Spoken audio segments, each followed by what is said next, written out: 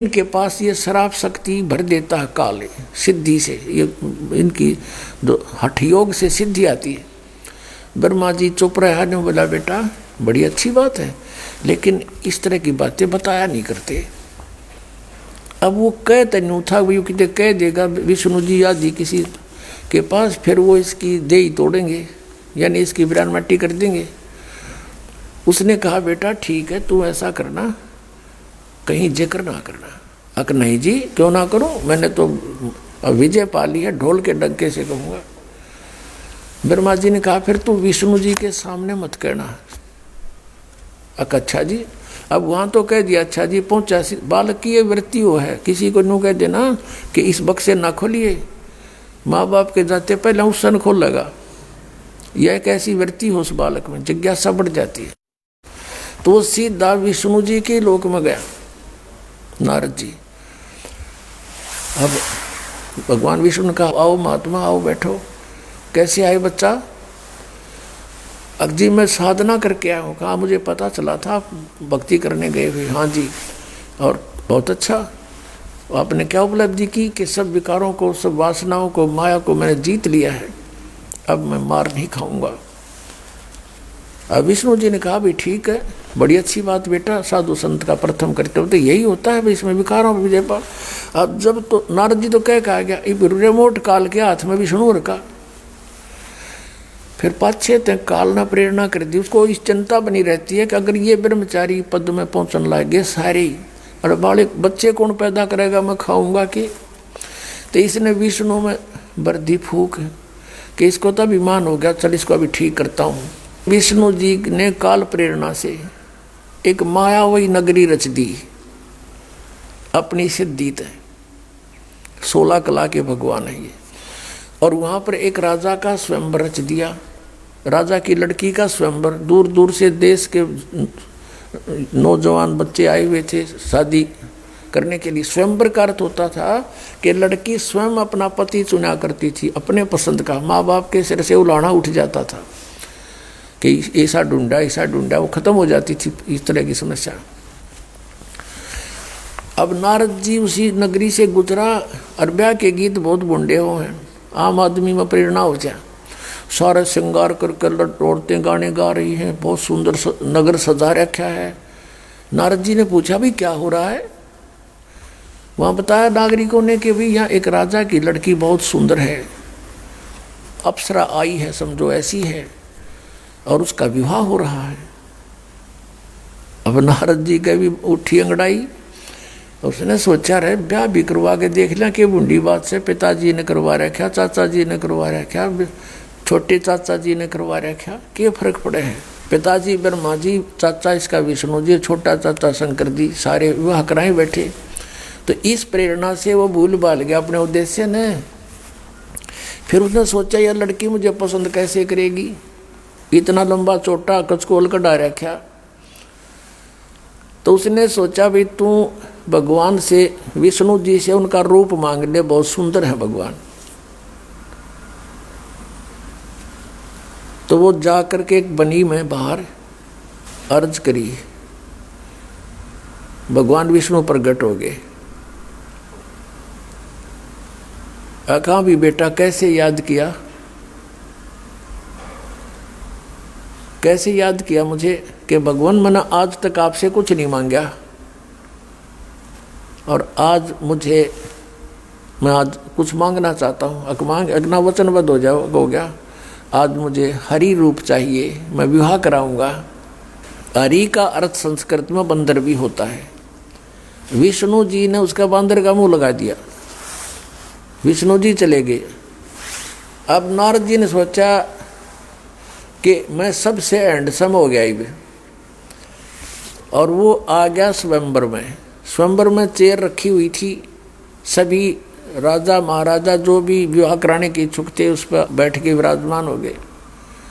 अब नारद जी भी बैठ गया जच के कुर्सी पे। अब लड़की आई माला लेकर, वरमाला। अब जो ही वो नारद के पास आई तो कति सोच लिया था आते बनेगा काम।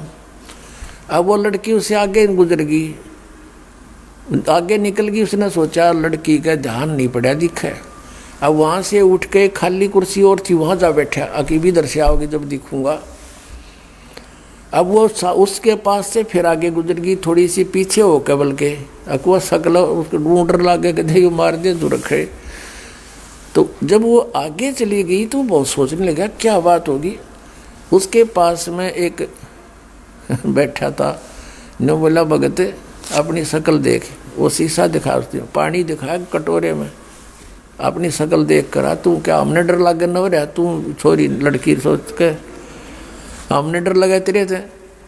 जब उसने देखा तो असल अपने जल में सूरत, वो तेरा गजब हो। यो इतने में क्या हुआ कि विष्णु जी आ गए, खाली चेयर पर बैठ गए। उस लड़की ने विष्णु जी का वरमाला डाल दी। अब नारद जी की तो 100 पे सुई गई, एकदम क्रोधित हो गया और 100 गाली सुना दी विष्णु के कि तू छलिया है, छल कपटी है, तू किसी को सुखी देख कर नहीं प्रसन्न होता, तो किसी को बसता देख कर खुश नहीं है, और श्राप दे दिया कि तूने जो मुझे बंदर का मुंह लगा है और तू सारी उम्र अपनी पत्नी की, आज मैं एक औरत के वियोग में दुखी हूँ, तू सारी उम्र सारा जीवन एक अपनी औरत के वियोग में गुजारेगा, व्यतीत करेगा। अपने आत्माओं, नारद जी पहले तो सिंगर का गया था मैं विषय विकारों पर काबू पाऊंगा, और फिर उन विषय विकारों का आगे घुटने टेक दिए, नतमस्तक हो गया, ब्याह करवाऊंगा। और फिर विष्णु जी को श्राप दे दिया। वो विष्णु जी उस श्राप को आप नहीं समाप्त कर सके, भोगना पड़ा नारद जी के श्राप। ये 3 ताप होते हैं। इन 3 तापों में से किसी एक ये भी है कि कोई श्राप दे दे, कोई जंतर मंतर कर दे, कोई गाल दे, कोई अन्य प्रेत आत्माओं को किसी में डाल दे, तो उनको भी ये भगवान 3 ताप का नाश भी नहीं कर सकते। और कबीर परमेश्वर है, वो 3 ताप का नाश भी कर सकता है। आपके ऊपर कोई व्याधा किसी प्रकार की उसको पूर्ण रूपेण समाप्त कर सकता है।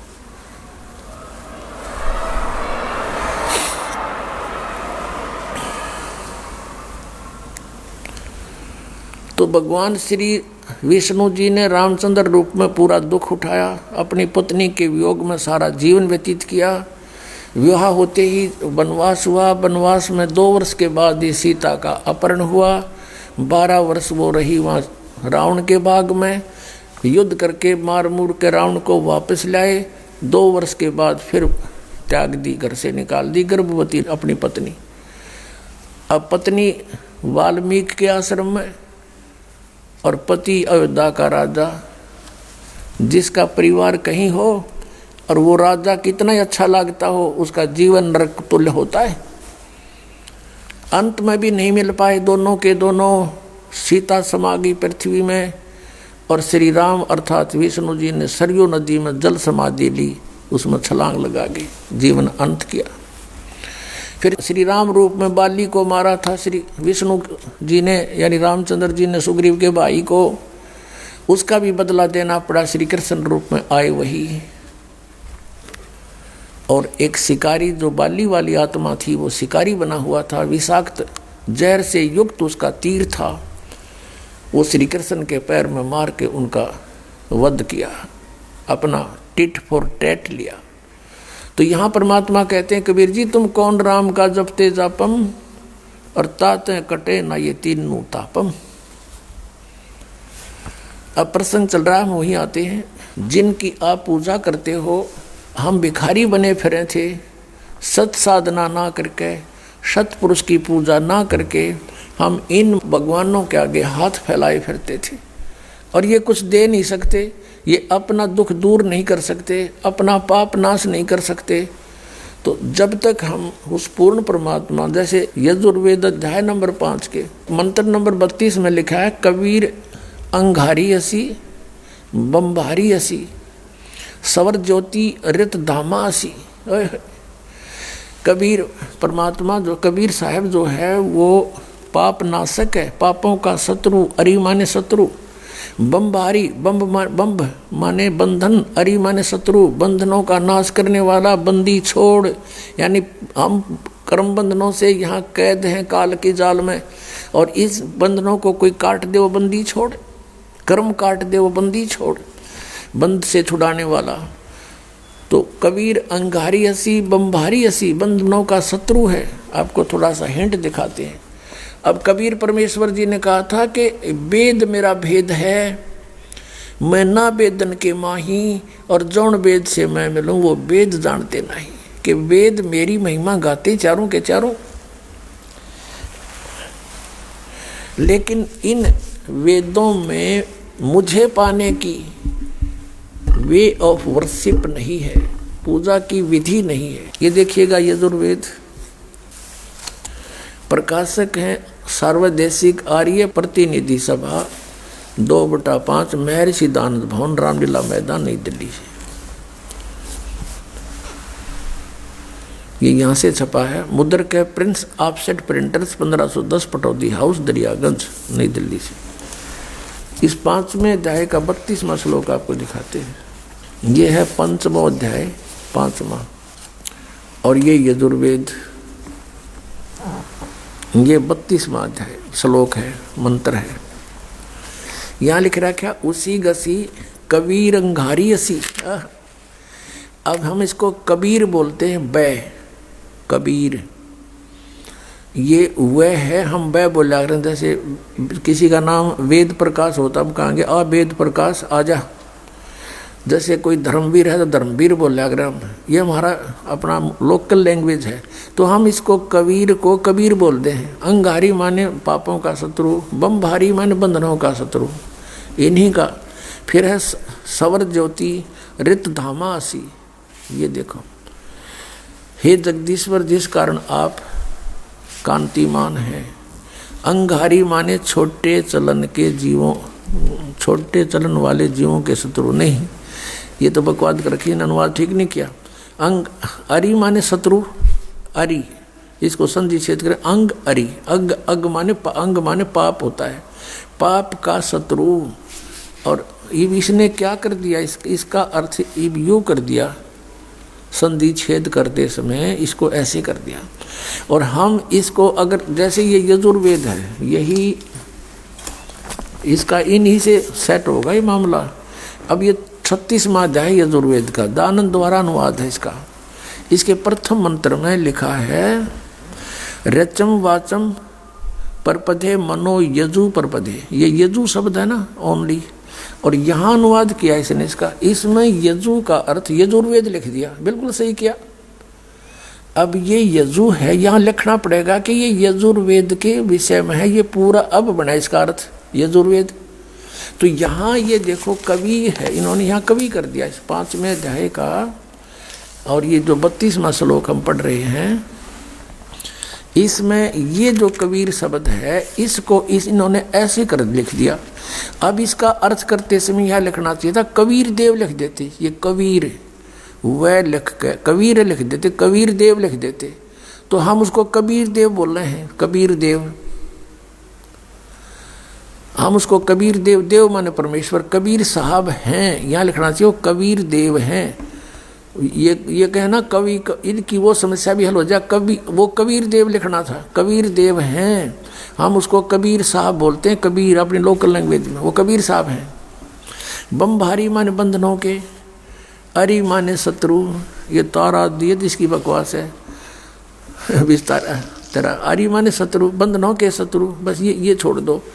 यानी बंधन के शत्रु, अरि माने शत्रु, बम्ब माने बंधन, बंधनों के शत्रु बंदी छोड़ हैं कौन, वो कबीर हैं, कबीर देव हैं। और अंगारी माने पाप नाशक, ये गलत अनुवाद किया इसने। और फिर कौन है वो, रित धामासी, रित धामा, सतधाम युक्त, सतलोक युक्त। हम सतधाम कहें, उन्हें सतधाम, सतलोक कह देते हैं, लोक कहो धाम कहो एक ही बात है। सतलोक युक्त यानी रित धामा, यानी वो सतलोक वाले हैं, सतलोक में रहते हैं। और सवर ज्योति स्वयं प्रकाशित, सवर ज्योति इन अड़ंगा कर रखा है, अंतरिक्ष को प्रकाश करने वाले। सवर ज्योति का अर्थ है स्वयं प्रकाशित, तेजो में शरीर युक्त परमात्मा है।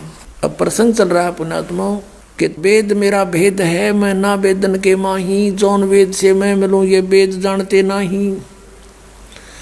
सो हम शब्द हम जग में ल्याए, सार शब्द हम गुप्त छिपाए। वेदों में ओनली एक ओम मंत्र है। यजुर्वेद अध्याय नंबर 40 के श्लोक नंबर 15 में लिखा है, वेद ज्ञानदाता कहता है कि मेरा केवल एक ओम मंत्र है और उसका सिमरण करना है। ओम कर्तु समर, किलवे समर और कर्त्युम समर। ओम नाम का जाप काम करते करते सिमरण करो। ओम नाम का जाप विशेष कसक के साथ सिमरण करो। मनुष्य जीवन का परम कर्तव्य जान के इसका सिमरण करो। तो उसमें क्या लिखा है कि वायु अनिलम अथ इदम भस्मांतम शरीरम, यानी शरीर जब नष्ट होगा, फूका जाएगा, अंत होगा, उस समय तुझे ओम से मिलने वाला अमरत्व प्राप्त होगा।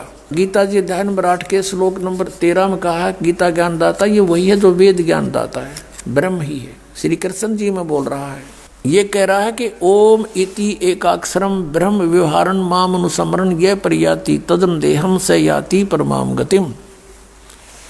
मुझ ब्रह्म का केवल एक ओम अक्षर है, नथिंग एल्स, यही है और कुछ नहीं। और जो इसका उच्चारण करता हुआ शरीर त्याग कर जाता है, सयाति परमाम गति, वो ओम से मिलने वाली परम गति को प्राप्त करता है। ओम से कौन सी अमरत्व मिलेगा, कि कौन सी गति मिलेगी? वो मिलेगा ब्रह्मलोक।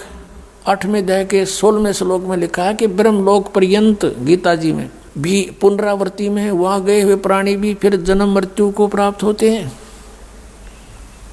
इसलिए गीता जी अध्याय नंबर 4 के श्लोक नंबर 5, 9 में, गीता जी अध्याय नंबर 2 श्लोक 12 में, गीता जी अध्याय नंबर 10 श्लोक 2 में गीता ज्ञानदाता कहता, अर्जुन तेरे मेरे बहुत जन्म हो चुके, तू नहीं जानता मैं जानता हूँ। इससे सिद्ध है कि गीता ज्ञानदाता भी नाशवान है, इसके पुजारी भी नाशवान ही रहेंगे, जन्म मृत्यु होती रहेगी। वो परम पद नहीं मिल सकता जहाँ जाने के बाद साधक फिर लौटकर कभी संसार में नहीं आते, और उसके बिना युजरा मरण मिटते नहीं, या चलो चलो मिटते नहीं। इसलिए गीता जी अध्याय नंबर 7 के श्लोक नंबर 18 में गीता ज्ञानदाता अपने इस गति को भी, जो 8वें अध्याय के 13वें श्लोक में ये कह रहा है, इसको भी अनुत्तम बताता है।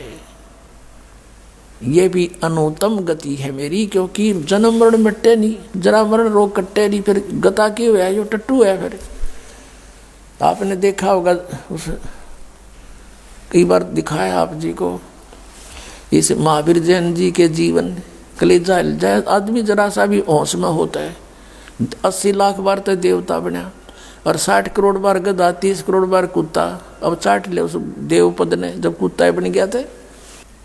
तो कहने का भाव ये है कि यहाँ जो यजुर्वेद अध्याय नंबर 40 के मंत्र नंबर 15 में जो कहा है कि भस्मांतम शरीरम अमृतम, तो ओम नाम से मिलने वाला अमृत वहाँ मिलेगा।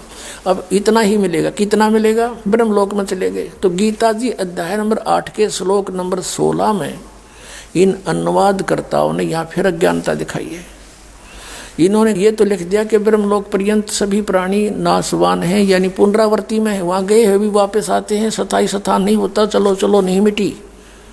उन्होंने यह अनुवाद गलत कर दिया कि गीता ज्ञानदाता कहता है कि मुझे प्राप्त प्राणी का फिर जन्म नहीं होता, ये गलत अनुवाद कर दिया। फिर ये सारे जो है मंत्र व्यर्थ हो गए, जिनमें ये कहा तेरे मेरे बहुत जन्म हो चुके, तो उस परमात्मा की भक्ति कर।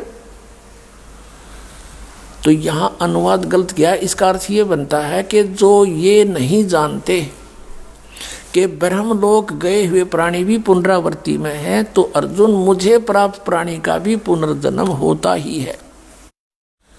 इन्हें अनुवाद गलत कर दिया। विद्यते का अर्थ विद्य माने जानना होता है, कि जो ये नहीं जानते कि ब्रह्मलोक में गए हुए प्राणी भी पुनरावृत्ति में है, वो मुझे प्राप्त होकर भी पुनर्जन्म, उसका भी पुनर्जन्म है अर्जुन। इसका ये यथार्थ है। अब श्रीमद् भगवत गीता अध्याय नंबर 15 को हम पढ़ रहे थे, जिससे हम बाहर गए अन्य जो आपके समक्ष सारा कुछ करके लाए हैं, ये इसके लिए लाए हैं।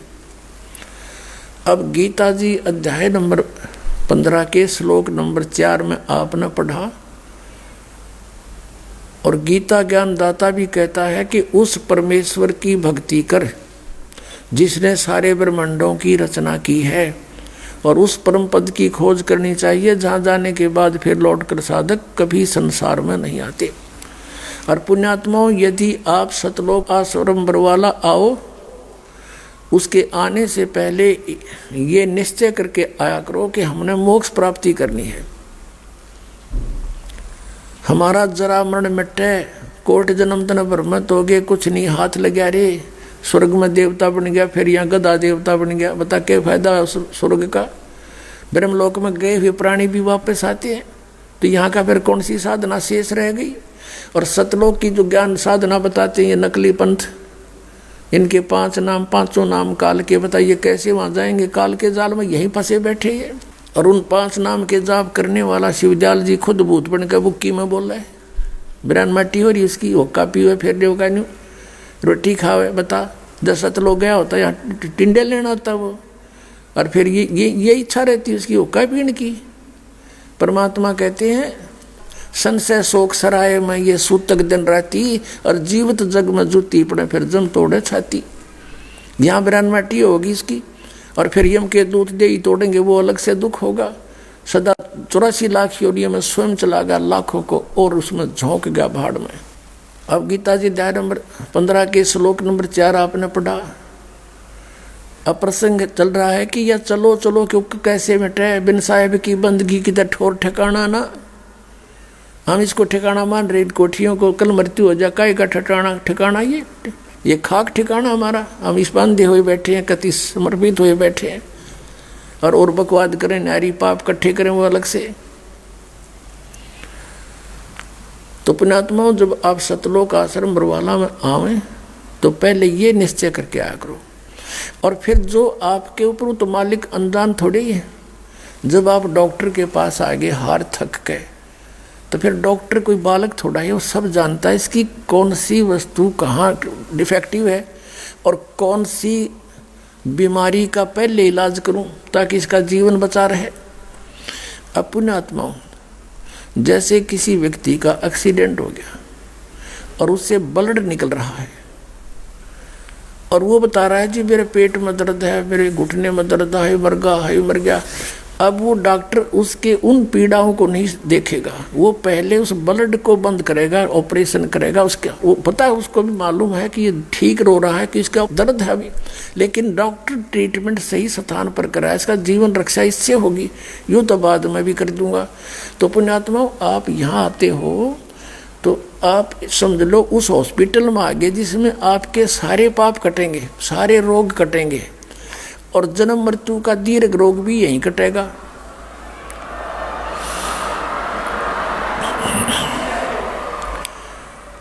तो आप तो केवल एक डिमांड लेकर आते हो कि हे भगवान मेरा काम चल जा, हे भगवान मन पुत्र प्राप्ति हो जा, और मेरा ये पीड़ा है या ठीक हो जा। और परमात्मा को पता है कि इसकी उम्र रह रही है 20 दिन की। अब आपका वो दुख हटावेगा उस जिससे आपकी मौत ना हो, ये दुख तो फिर दूर कर देगा भगवान 2 दिन पीछे। तो आपके जीवन अंत होने वाले जो संस्कार हैं उनका नाश करेगा, और उसका कुछ विधान बनाया भगवान ने। और आप केवल एक ही डिमांड करते रहते हो, ये हो जाए वो हो जाए, तो आपकी कम सुनाई होगी उस टाइप की, क्योंकि अभी आपसे ये भक्ति करवा के, आपसे पुण्य करवा के वो जीवन एक्सटेंशन करना आवश्यक है। ये तो फिर कर देंगे, कौन से दूर है, इसे सुख कर देगा भगवान, आपके सपने में भी ना सोचे होंगे। इतना धन दे देगा, पर ये धन अच्छा नहीं है।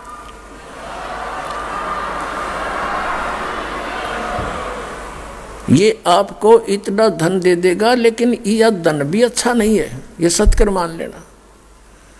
और इतना सुख दे देगा, आपका समझ में नहीं आवा, इतना है भगवान सचमुच परमात्मा ऐसा करता है।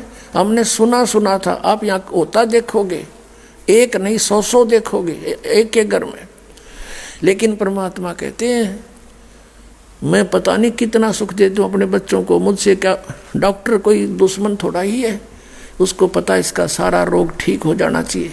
तो परमात्मा कहते हैं मुझे मालूम है यदि ज़्यादा सुख दे दिया तुम फिर मुझसे दूर हो जाओगे, राम भूल जाओगे, बकवादों को फिर ढूंढ लोगे। जैसे सतलोक में हमें सब सुख था और हम भूल गए भगवान को, इस शैतान के साथ आगे, इस काल के साथ इसको मालिक मान लिया, इस पर आसक्त हो गए, जो सर्व सुविधाएं दे रहा था उससे हम विमुख हो गए। तो परमात्मा हमें उस अपनी सच्चिदानंद घन ब्रह्म की वाणी में ये भी एक फॉर्मूला बताता है कि सुख के माथे पत्थर पड़ो, नाम हृदय से जावे, बलिहारी उस दुख के जो पल पल राम रटावे। परमात्मा कहते हैं, परमात्मा कहते हैं इसे सुख के आग लगे तो भगवान ते दूर करे। हे परमात्मा इतना दुख भी दिए रखना, तेरी याद बनी रहे। तो इतना कष्ट आप पर रहना चाहिए, घना सुख नहीं मिलना चाहिए। सुख मिलते ही आप भगवान से दूर हो गए। दास का इसमें बहुत बड़ा अनुभव है।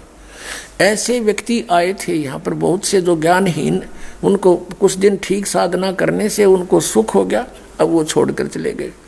अब क्या होता है, आप जी को कल भी बताया था कि एक सतनाम की मंत्र की कितनी कीमत है आपके पास। एक श्वास उस श्वास से आपने सतनाम का जाप कर लिया जो 2 अक्षर का है, और उस 2 अक्षर के जाप से आपकी कितनी कमाई बन गई। परमात्मा ने सच्चिदानंद घन ब्रह्म की वाणी में श्री आदरणीय गरीबदास साहिब जी के माध्यम से उसके अंतःकरण में फीड करके बाहर निकलवा रखी है। जैसे वेदों को इस ब्रह्म के अंदर फीड कर दिया और ब्रह्म ने फिर ये ब्रह्म से बाहर आई है उसके श्वासों से। और ऐसे गरीबदास जी ने को इन्होंने यो ज्ञान दिया। फिर गरीबदास जी ने बोल के ये बोला है, उसमें क्या बताया है कि सतनाम पालड़े रंग होरी हो, 14 लोक चढ़ावे राम रंग होरी हो, 3 लोक पासंग धरे रंग होरी हो, तो ना तुले तुलाया राम रंग होरी हो। एक सांस के सिमरन का एक विधिवत यानी पूरे संत से प्राप्त करके मर्यादा में रहते हुए श्रद्धा से कसक के साथ एक श्वास की कीमत कहते हैं 14 लोग एक पालड़े में, एक तराजू के एक साइड में बैलेंस होती है, जो आजकल इलेक्ट्रॉनिक चाल पड़ी है। तो फिर भी उसमें लकड़ के डंडी होती थी, 2 पलड़े नीचे लटकते होते थे, और उसमें अगर कोई एरर होती थी तो जो सौदा तोलने के लिए आया है व्यापारी, जैसे चने तोलने हैं, तो चनों की एक मुट्ठी भर के दूसरे पलड़े में डाल दी जाती थी ताकि वो बैलेंस एररलेस हो जाए, डिफेक्ट ना रहे इसमें। तो उसको पासिंग कहा करते कि पासिंग ठीक कर, इसकी इसमें पासिंग है, डिफेक्ट है। वो पासिंग ठीक करने के लिए एक मुट्ठी चने एक पलड़े में डाल दिए जाते थे, वो एक सार हो जाते थे, उसको पासिंग है। वो सौदे में नहीं आती पासिंग। और ये पृथ्वी लोक, स्वर्ग लोक, इंद्र वाला लोक जिसको स्वर्ग, और एक पाताल लोक, ये 3 लोक। ये तो न्यू सोचो पासिंग में है, ये सौदे में नहीं आते। और हम एक सरपंच बनकर राजी हो गए, हम एक MLA MP बन जा, फूले नहीं समावे, तो हमारी बालक बुद्धि है। या आप कितने धनी हो, कबीरा सब जग निर्धना धनवंता ना को, धनवंता सो जानिए जिस पर सतनाम धन हो। ये सतनाम राम नाम धन हो, राम नाम सतनाम है। अब और 14 लोग चढ़ावे, 3 लोग पासेंग धरे रंग होरी हो, और तो ना तुले तुलाया राम रंग होरी हो। सतनाम की कीमत एक पालड़े में एक श्वास की, श्वास श्वास की, और दूसरे पलड़े में 14 लोग, इंद्र का लोक, शिव का लोक, विष्णु का लोक, ब्रह्मा का लोक, दुर्गा का लोक, ब्रह्मलोक में बने हुए अन्य जो नकली सतलोक अलख लोक वो, और अन्य सभी 14 लोक। वो कहते 14 लोक एक साइड में चढ़ा दे, एक तरफ उसके सतनाम की कीमत, और ये 3 लोग तो पासिंग के स्थान पर समझो, आउट ऑफ बिजनेस, ये तो सौदे से बाहर है। कहते सतनाम पालड़े रंग होरी हो, 14 लोक चढ़ावे राम रंग होरी हो, 3 लोक पासंग धरे रंग होरी हो, तो ना तुले तुलाया राम रंग होरी हो। एक सांस के मंत्र की कितनी वैल्यू है जो आप एक बार ढंग से कर लोगे सतनाम के मंत्र की। अब जिसने 2 वर्ष 3 वर्ष 4 वर्ष 5 वर्ष भक्ति की, उनको सब सुख हो गए, कष्ट आवे को नहीं, क्योंकि तो सर्व सुखदायी परमात्मा सुख सागर है ये। अब उनका भूल पड़न लाएगी, अभिमान होने लग गया, यहाँ छोटी छोटी बातों पर अभिमानवश कोई 100 डिफेक्ट हमारे में निकालने लग जाते हैं। फिर उनको समझाया जाता है, क्योंकि दास एक टीचर है, तुम स्टूडेंट हो, आपको दास कभी प्यार भी देगा, गलती करोगे तो धमकाओ भी गा, भाई खबरदार ऐसा कर दिया तो ना आने की आवश्यकता नहीं है, क्यों अपना कर्म बिगाड़ रहे। तो उन क्योंकि वो सुख हो गया बीते, वो छोटी मोटी बातों में अपने आप निकल जाते यहाँ से। और अब वो क्या कहते हैं कि हम तो अब भी सुखी है, हम तो पहले भी सुखी थे, अब हमारा क्या बिगड़ गया। अब ये जैया उनकी हृदय में अज्ञान ना होता तो यहाँ से धक्के दिए थे बिना जमाने से। अगर इतना ज्ञान उनमें होता तो यहाँ से नहीं जा सकता, क्योंकि जो बच्चा अध्यापक उसको धमकाता है उसके हित में, और यदि वो बच्चा अध्यापक के धमकाने से, खुरकाने से, डांट लगाने से और स्कूल त्याग जाता है तो कितनी बुद्धिमत्ता की उसने। अब यहाँ आप स्टूडेंट हो, विद्यार्थी हो, तो अध्यापक का कर्तव्य बना है इनको खुरका धमका के इनके भविष्य को देखते हुए इनको सुचारू करूं। और बच्चा जो डॉक्टर अपने टीचर की डांट भी खाता है और आगे फिर बढ़िया ठीक ढंग से उस त्रुटि को ठीक करके आता, तो वो बच्चे सफल होते हैं। और जो छोड़ के भाग जाता है तो उसको अपना जीवन नाश करते हैं। अब उनको फिर पता चलेगा, वो कह रहे ना अब हमने कोई तकलीफ नहीं, हम सब ठाठ हैं यूँ के यूँ। अब वो 2-4 वर्ष की जो भक्ति उन्होंने सुचारू की थी, अब वो उसके गुड अकाउंट में है, अब वो नरे पाप कर रहा है। तो जब तक उसकी वह पूंजी रहेगी पुनों की भक्ति की, तब तक तो वो से आग लगाओ, शराब पियो, बकवाद करो, भगवान ने भी याद ना करो, तो वो तो पूरी देगा काल उनको, काल के उसमें चले गए विधान में। और जब वो बैटरी डाउन होएगी इनकी, वो समाप्त हो जाएगी कुछ दिनों में, फिर रोएंगे। आज दास देख रहा है 6-6 वर्ष जो यहाँ से त्याग कर चले गए थे, अब 6 वर्ष के बाद किसी के जीभ में कैंसर, किसी के गले में कैंसर, अब आवे रोते हुए। अपने पहले पता था इसकी कोई करड़ाई उठा कर ले गई यहाँ से भगवान को छोड़कर। कहते हैं द्वार धनी के पड़ा रहे, धक्के धनी के खावे, और 100 काल जगजोली पर द्वार छोड़ नहीं जावे।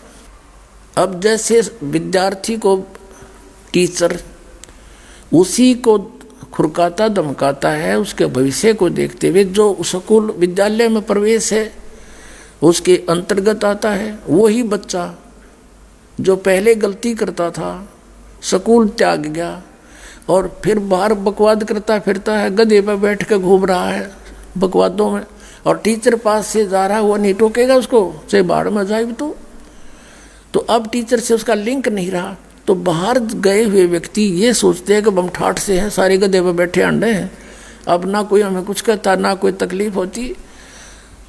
तो अब परमात्मा उनको नहीं कहेगा, क्योंकि परमात्मा के ऑपरेशन थिएटर मारने के बाद डॉक्टर का काम है। अब कोई कहता मैं तो नहीं कराता ऑपरेशन, चला जा, डॉक्टर को पता है कि 6 महीने मर लेगा, 6 महीने से ज़्यादा नहीं जिएगा, और वही होता है।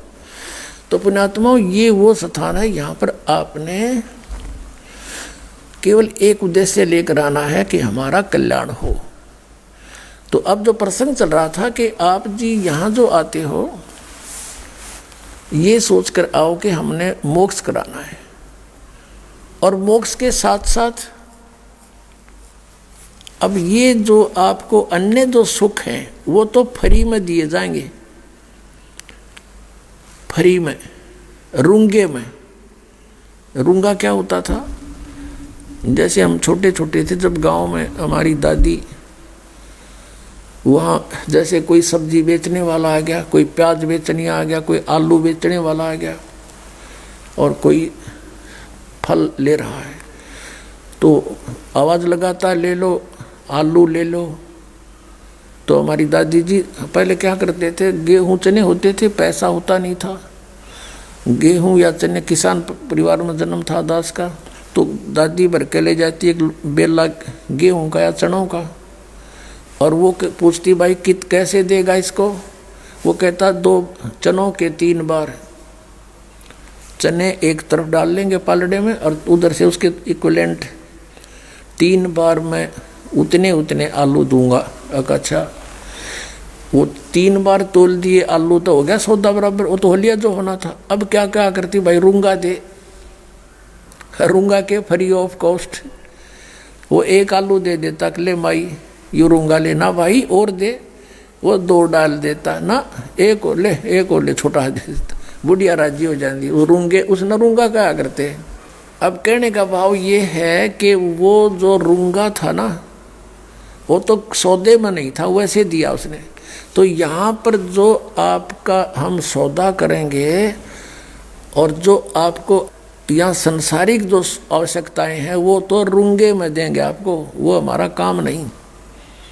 वो तो आपको वैसे फ्री ऑफ कॉस्ट देंगे, वो तो अवश्य देंगे। जैसे आप ना कई बार कोई दुकानदारों के यहाँ जाते हो, शॉपकीपर के, और कोई सामान खरीदते हो तो वो उससे फिर कुछ ऐसा आइटम आप मांग लेते हो कि वो भी है कि आपके पास।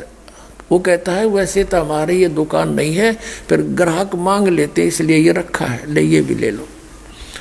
तो यहाँ जो हमारे पास सौदा है, जो हमारी दुकान है, वो जन्म और मृत्यु के रोग का नाश करने वाली है, और आपके आने वाले जीवन में जो कष्ट हैं उनका नाश करेगी। इस प्रारब्ध का भी कर्म को भी परिवर्तन करेंगे परमात्मा। आप जी यहाँ कोई अन्य संसारिक सुख मांगते हो, ये भी हम रखते हैं, ये भी देने पड़ते हैं। ग्राहक यहीं आवे कि तो और ना चला जा, ये समझ लेना। अब इसका पूरा निष्कर्ष ये जानिए कि यहाँ आपको सर्व सुख मिलेंगे, लेकिन आप जी को कोई कष्ट भी रह रहा है तो ये समझना, उसके 2 कारण समझना। एक तो परमात्मा की इच्छा है कि ये दुख आप पर रखना अनिवार्य है, क्योंकि एक दूसरा कारण यह है कि जैसे डॉक्टर ने पहले वो ट्रीटमेंट करना, इसका जीवन रक्षा हो। पेट के दर्द की वो तो फिर देख लें, गोड्डे के दर्द न था फिर इलाज कर दूंगा। तो ऐसे समझ कर चलना इस मार्ग पर, क्योंकि आप पहली बार आए हो और 25 डिमांड हैं आपकी, आते रख देते हो, ये भी हो, ये भी हो, ये भी हो।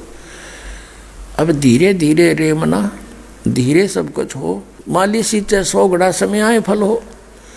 एक आम का पौधा आप लगाते हो और उस पौधे में सिंचाई करते हो, 10-12 वर्ष में जाके 8-7 वर्ष में उसकी खूब सेवा करते हो, फिर वो बड़ा होता है। बड़ा होकर के फिर उसके फल लगेंगे, और इतने फल लगेंगे आप भी खा लोगे, अचार भी डाल लोगे, पड़ोसियों को भी दे दोगे, रिश्तेदारों को भी भेज दोगे, तो भी ना खत्म हो तुमसे। यानी ये राम नाम का पौधा ईब बोया है आपने, ईब इसका थोड़ा सा समय दो भगवान ने, और आप इसकी करो पूजा, जो दास बताता है सेवा करके देखो सिंचाई से। धीरे धीरे इतना ऐसे बढ़ेंगे आपके संस्कार कि इतना सुख हो जाएगा आप सोच भी नहीं सकते। अब यहाँ दास देखता है, पहले गांव गांव में घर घर में सत्संग किया करते थे। अब जो अमीर ये माया के धनवंत थे वो तो इंदिरा दास स्वामी, धन धन सतगुरु और वो बड़े बड़े पंथा में इस क्या नाम है आसाराम कर सुधांशुर गजा चिपके थे, और बेचारे दुखी सुखी दुखी दाखी थे, वो दास के संपर्क में आने लगे। यहाँ ते उनको राहत मिलने लगी। तो उस प्रारंभ में ये दास देखा करता था, क्योंकि दास जब सर्विस भी करता था, सैटरडे संडे को सत्संग भी करता था। तो हम कहीं सत्संग कर रहे होते तो कोई न्योता दे कर आता अपने मित्रों को नगर के नगर में कि हमारे घर आना, और उस गली में हमारा घर है और गुरुजी सत्संग करेंगे। तो अब वो भगत याद करते हैं उन बातों को और कहते हैं कि उन दिनों को अब याद करते हैं जब प्रारंभ किया था आपने इस भक्ति मार्ग को। उसमें हम जैसे किसी के घर जाते थे, घर की पहचान हमें नहीं होती थी, तो क्या पहचान कर रखी थी हमने कि जिस घर के सामने 3-4 साइकिल खड़े हों और नो सोच 5-4 साइकिल खड़े हों तो समझ लो यहाँ सत्संग होने लग रहा है गुरु जी का। यानी इतनी वीक पोजीशन के भक्त हमारे साथ जुड़े थे। यह पहचान थी कि जरा 5-7 साइकिल खड़े हों, मोटरसाइकिल का नाम नहीं, यहाँ सत्संग हो रहा किसी के घर में। और अब देखते हैं उन्हीं पुण्यात्माओं के ट्रक चलते हैं, ट्रक और गाड़ियों में आते हैं, कारों में अपने बच्चों समेत। अब उन्होंने ये मांगा नहीं, उनको कुछ पहले तो यही मांगने आए थे, वो धीरे धीरे देना शुरू किया। लेकिन फिर बाद में जब ज्ञान हुआ, उनके संस्कार इतने प्रबल हो गए, अब पे परमात्मा समय अनुसार उनको जो आवश्यकता, कहते हैं रिक्वायरमेंट ऑफ द फैमिली, आप पे पूरी करता रहता है। साईं इतना दीजिए जिसमें कुटुंब समावे, हम भी भूखे ना रहे, तिथि ना भूखा जावे। और आज दास देख रहा है इस पार्किंग में कार नहीं नोटती बच्चों की, इतनी बड़ी पार्किंग है। तो कहते हैं जैतन राजपाट भी चाहिए हमरा धर ले ध्यान, ये सुख भी मैं ही दूंगा, ये और नहीं दे सकते, वो तेरे संस्कार को ही दे सकते हैं। और उन संस्कारों को तुम बर्बाद कर रहे हो जो वहाँ दूसरे पंथों के पास जाकर बैठ के। अब एक 30-30 वर्ष 35-35 वर्ष के साधक राधा स्वामी पंथ, धन धन सतगुरु पंथ, जय गुरुदेव पंथ वालों से आ रहे हैं। अब ये पहले माया के धनी थे, माया के धनवंत थे, और वहाँ कुछ भविष्य की भक्ति थी नहीं ठीक, और फिर भी ये सुखी थे। तो ये सोच रहे थे कि हमने इस साधना से लाभ हो रहा है। अब एक परिवार में 6 कष्ट आ गए। एक बता रहा था मेरी पत्नी के तो वाल बदले गए, और मुझे हाई ब्लड प्रेशर है, किडनी डिफेक्ट होगी, और मेरे पास 3 गाड़ियाँ चलती थी, आज कंगाल हो गया, लोन में सब बिक गई। और राधा स्वामी से 25 वर्ष से जुड़ा था। अब जब तक वो पूर्व जन्म की बैटरी ठीक थी इनकी, तो सब कुछ सुख भी लगे थे, ये सोच रहे थे इनसे सुख हो रहा है, और यहाँ से नए सिरे से सुख दिया जाता है, नए सिरे से सेटिंग की जा रही है। एक एक परिवार को 20-20 सुख आप नारे गिनवा दूंगा यहाँ पर। फिर भी दास फिर यही आता है कि इस सुख को मानकर इस घने सुख की डिमांड मत करना। इस बात को ध्यान रखना कि सुख के माथे पत्थर पड़ो, जिसते नाम हृदय जावे, और बलिहारी व दुख के जो पल पल नाम रटावे। कि हे परमात्मा इस सुख बाढ़ में पड़ो जिसते तेरी भूल पड़े। हे परमात्मा वो कष्ट भी हमें बना रहे जिससे आपकी याद बनी रहे। अपनात्मा जो आप यहाँ आए हो, दास देख रहा है यहाँ पर 90% व्यक्ति, भक्त, बेटी, भाई, बहन, ये कष्ट वाले आए हैं जिनके ऊपर कोई आपत्ति किसी टाइप की भी है, वो दुख निवारण के लिए पहुँचे। अब ये समझना कि वो दुख आपके लिए वरदान बन गया। यदि आप पर कष्ट ना आते तो आप जो कुछ भी कर रहे थे वो फाइनल मान रहे थे। उस दुख ने आपके ऊपर एक मेहर करी कि यहाँ खोजते खोजते आप ठीक ठिकाना आ गए। अब वो दुख भी दूर होगा, और सदा का जरा और मरण का ये झंझट, ये संकट भी कटेगा आपका। हमारा तो यहाँ ट्रीटमेंट, ये हॉस्पिटल इस दीर्घ रोग का नाश करने वाला है। जन्म और मरण के रोग का जो पृथ्वी पर किस ब्रह्मांड में कहीं नहीं है ये हॉस्पिटल। अब पुण्यात्माओं, अब हम फिर उसी प्रसंग पर आते हैं कि पहले गए ना बावड़े रहते भी सब जाही, बिन साहेब की बंदगी कहीं ठोर ठिकाना नहीं। बिन परमेश्वर की भक्ति, सतपुरुष की भक्ति, क्योंकि हमारा साहेब सत्य पुरुष है, अंडरस्टूड है वो हमारे लिए। अब जैसे अभी तक ब्रह्म ब्रह्म कहा करते थे ये ब्रह्म के पुजारी, यही राम, यही खुदा, तो उनके लिए ब्रह्म ही फाइनल था। अब इसके लिए जैसे ये पुरुष माने प्रभु, ब्रह्म माने प्रभु, तो ये ब्रह्म कहते हमारा साहब, ब्रह्म कहो, साहब कहो, पुरुष को, इस सर पुरुष को यानी ज्योति निरंजन को इन वेदों वालों ने ब्रह्म को फाइनल गॉड मान रखा था, कंप्लीट गॉड मान रखा था, पूर्ण परमात्मा मान रखा था। और जब ये खुद कहता है, और गीता पढ़ने वालों को, गीता बोलने वाले को फाइनल गॉड मान रखा था, ये तो ऐसे अज्ञानता बस श्री कृष्ण जी से ये ज्ञान प्राप्त मान रहे थे गीता का। नहीं, गीता जी का ज्ञान श्री कृष्ण जी में प्रवेश करके है।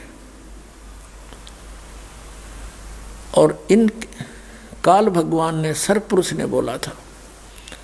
तो ये इसी को परमात्मा मान रहे थे श्री कृष्ण जी को, इसलिए कृष्ण जी को इतना महत्व दे दिया कि गीता तो कह रही है कि ओम नाम से अतिरिक्त कोई मंत्र नहीं। 8वें अध्याय के 13वें श्लोक में ओम इति एकाक्षरम ब्रह्म विहारण मामनुस्मरण यह प्रियाति तदन देहम सयाति परमाम गति। मुझ ब्रह्म का केवल एक ओम मंत्र है, नथिंग एल्स। और इसका अंतिम श्वास तक साधना करता हुआ जाता है तो ओम से मिलने वाली जो परम गति वो प्राप्त हो जाएगी। वो आपको बता दी वो ब्रह्मलोक है। ब्रह्मलोक में गए प्राणी फिर जन्म मृत्यु में, ये भी अनुत्तम है। 7वें अध्याय के 18वें श्लोक में स्पष्ट कर दी इसने गीता ज्ञानदाता ने कि वो मेरी साधना भी अनुत्तम है। इसलिए तो कहा कि 18वें अध्याय के 62वें श्लोक में और 15वें अध्याय के 4थे श्लोक में कि उस तत्वदर्शी संत की खोज के पश्चात परमेश्वर के उस परम पद की खोज करनी चाहिए जहां जाने के बाद साधक फिर लौटकर कभी नहीं आते। 18वें अध्याय के 62वें श्लोक में कहा कि अर्जुन तू सर्वभाव से उस परमेश्वर की शरण में जा, उसकी कृपा से ही तू परम शांति को सनातन परम धाम को प्राप्त होगा। जब तक जन्म मृत्यु है परम शांति नहीं हो सकती। अब मान लिए कोई ब्रह्मलोक में चला गया, देवता बन गया, वो कुछ दिन तो देवता हो गया, मरते फिर गधा बन गया, बता परम शांति कहाँ से हुई? और शाश्वत स्थान कहाँ हुआ उसका? वो जो सदा बना रहे जिस स्थान पर, वो शाश्वत स्थान होता है। तो फिर वापस आ गया। अब गीता के पढ़ने वाले और पढ़ते हैं गीता, जपते हैं हरे राम राम राम कृष्ण कृष्ण हरे हरे, राधे राधे, बता सबके सिर घुमा रखे काल ने, बुद्धि उल्टी कर रखी फिट। अरे गीता जी पढ़ो, उसका तो अनादर कर रहे हो परमात्मा का, उसके साथ तो चीटिंग कर रहे हो। भगवान कहता है ओम के अतिरिक्त कोई नाम नहीं, और तुम करो राधे राधे और पढ़ो गीता। बता फूटे वाघ हमारे, ऐसे टीचर मिले हमें, सिलेबस कुछ कह रहा है, पढ़ा रहे हैं नावल। तो पुण्यात्माओं ईब तक तो हमारी इन्होंने गांठ बांध रखी थी, घसीट रखे थे बे, मतलब इन नकली गुरुओं ने। इब आप बुद्धिमान हो गए, आपको अक्षर ज्ञान इसलिए दिया परमात्मा ने कि मुझे पहचान सको ना। ये आग या शिक्षा एक अभिशाप है मानव के लिए, क्योंकि इसमें चतुराई गणी सीख ली और इस चतुराई से हम बेईमान बन गए, हाहाकार मचा रखी है, प्यार रहा नहीं। इतने चतुर बना दिए नो काग की तरह, बस पैसा पैसा ढूंढते फिरते हैं। बहन देखते ना, भाई देखते, रिश्तेदार देखते ना, कोई नाता देखते, असनाई देखते, और चैन नहीं किसी को, स्वप्न में भी चैन नहीं। इसे तो पहले जीवन जिया करते हमारे दादे परदादे हमने देखे, शांत रहते थे, दो मिल जाता उसमें खुश रहते थे, छोटी छोटी झोंपड़ी पक्के कच्चे मकान उसमें शांत रहते थे, कोई हाहड़ नहीं थी। अब किसी को चैन नहीं चाहिए, अरबपति खरबपति बना बैठा रहे। और फिर लास्ट में उसका एक भगत कह रहा था जी ये देखे अरबपति खरबपति कई कई कोठी कार ले रहे और आप पीओ दाल गोल के, उनका जमाने बंद होगी, बीपी हाई हो गया, किसी का कुछ बढ़ गया और आप मेडिकल में रहे हैं। वह कोठी वो कार वो माया उसका के काम आई, वो कल मर जाएगा, बालक फूकेंगे उसको और पाप सारे आप इकट्ठे कर लेगा। जो माया जोड़न में जीवन व्यर्थ कर दिया वो आनी उसको न्यारी होगी।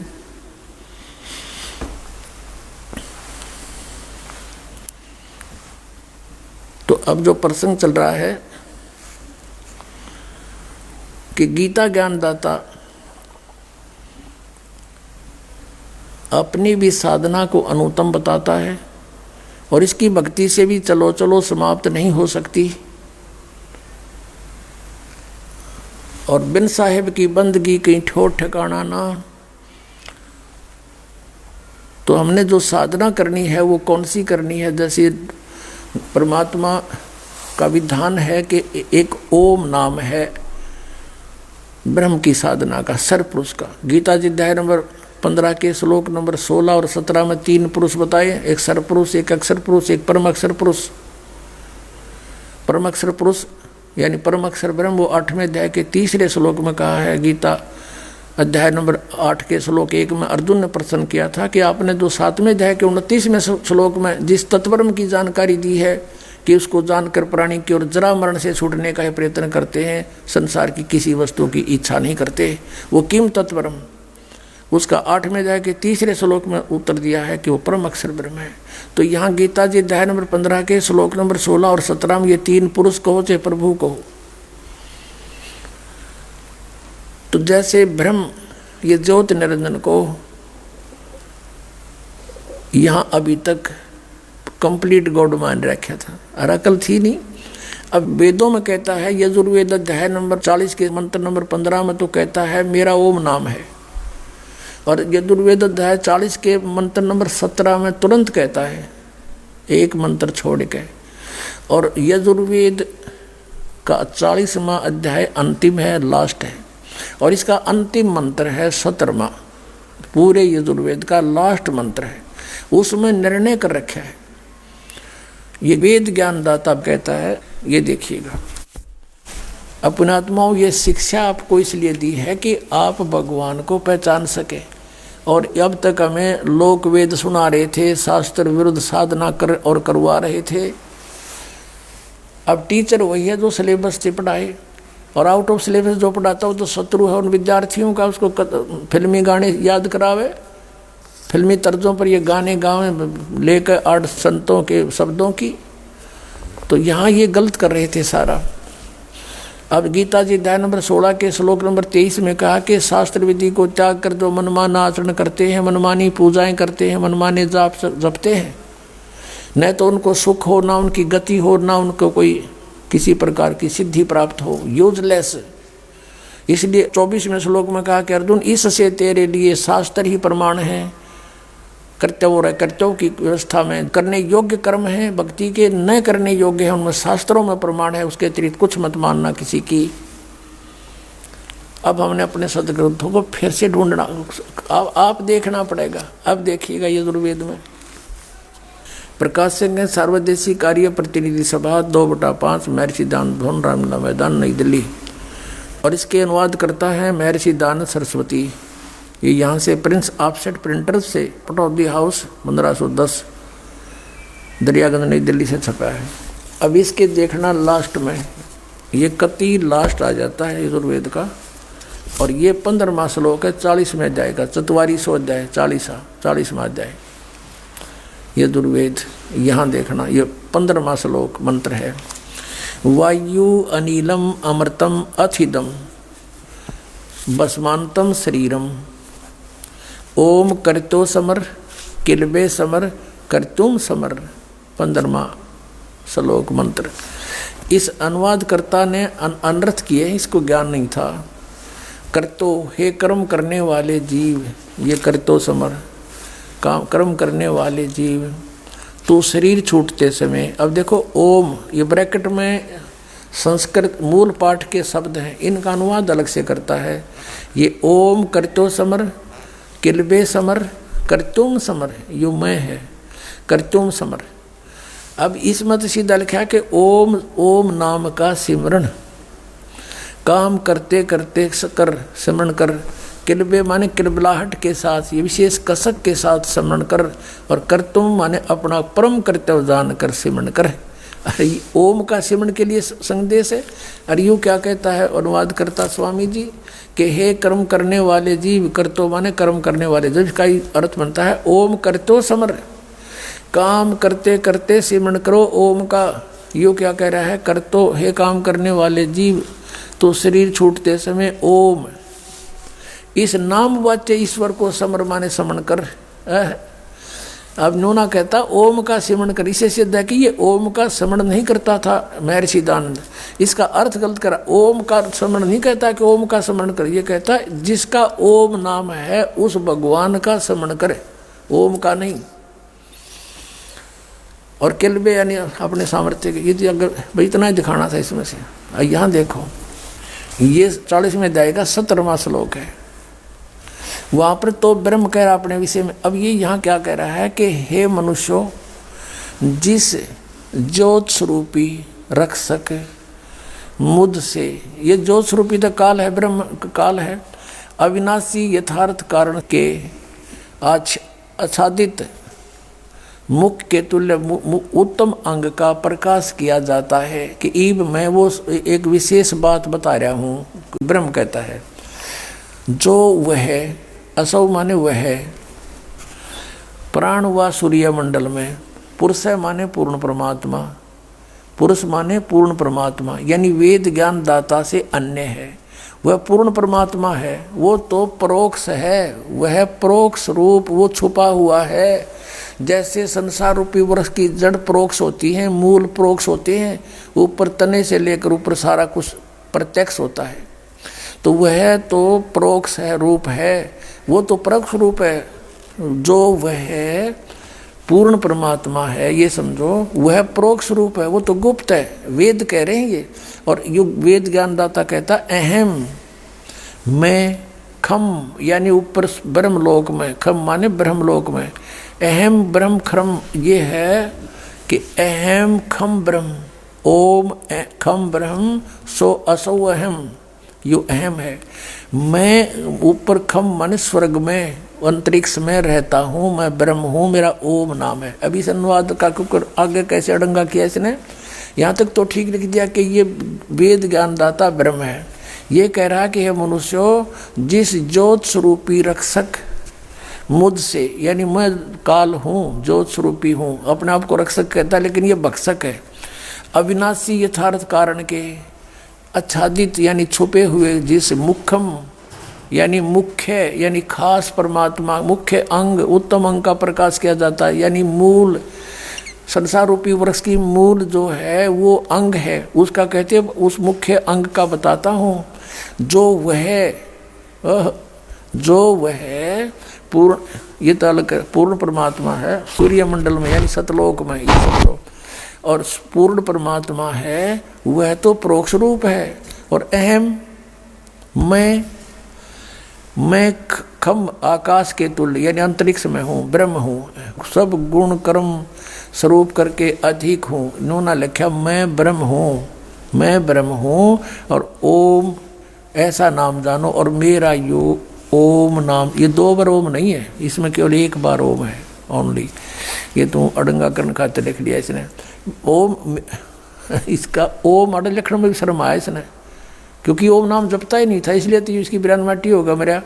अब कहता है सबका रक्षक जो मैं उसका ओम ऐसा नाम जानो, ये नाम लिख जाने भी शर्म आई इस नाड़े।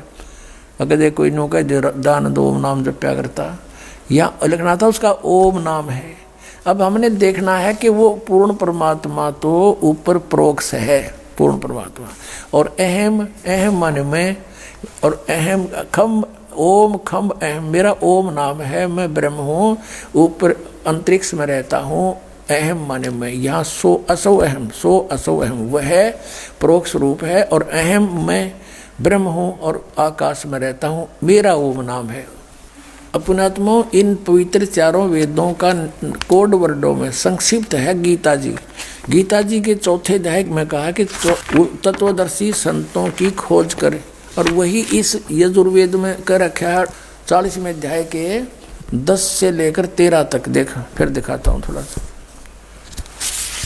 अपनात्मा आप नए सिरे तो पढ़ाई पढ़नी पड़ेगी, ये ऐसे नहीं कि आए मना नाम दे दिया तुम जपन लाग जाओ, कोई बका दे वहाँ कुछ नहीं है, तुम फिर 2 दिन में सुख हो जाएगा, फिर भाग जाओ फिर वहीं काल के जाल में।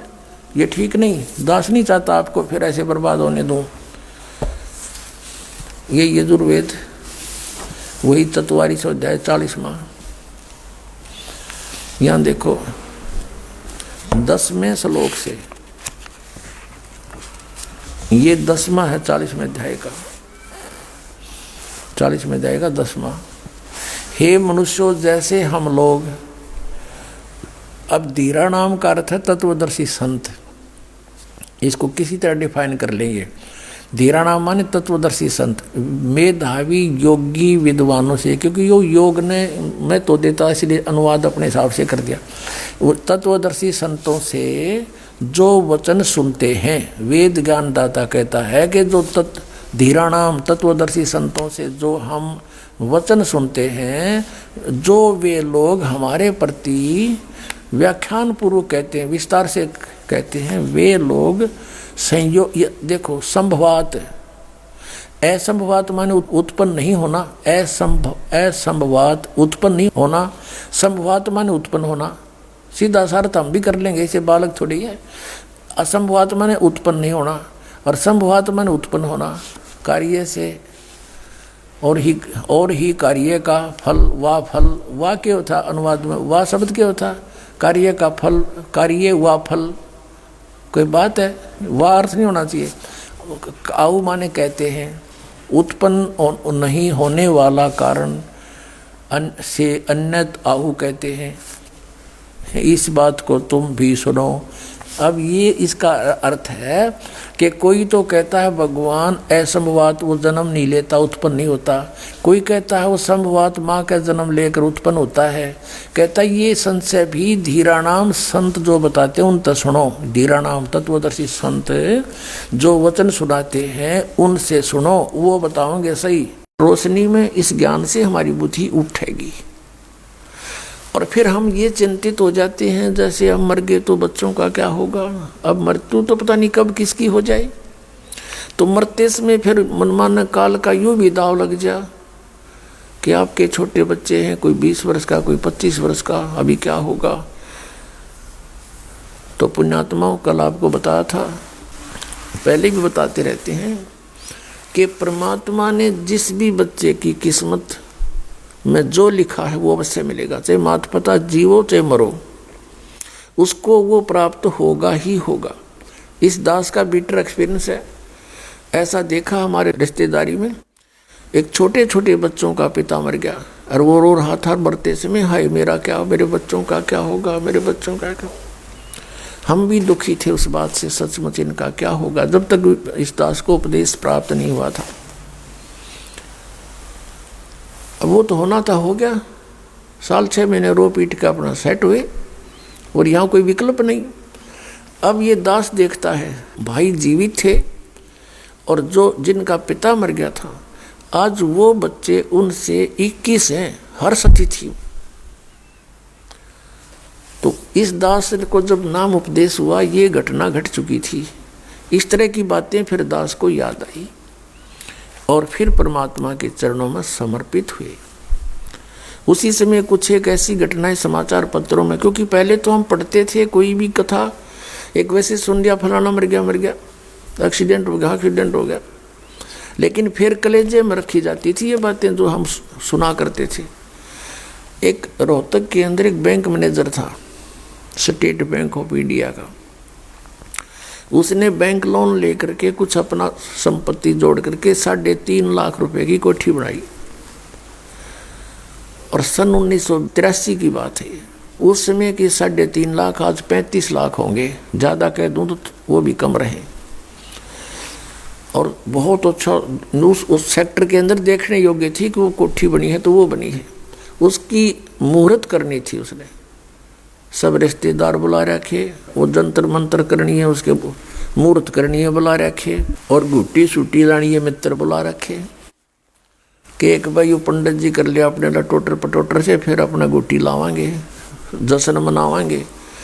अब उस समय उसने कुछ वस्तु लानी पड़ेगी बाजार से। सुबह मुहूर्त से 1 घंटा पहले स्कूटर उठाकर, 2 व्हीलर स्कूटर, और लेने गया था सामान।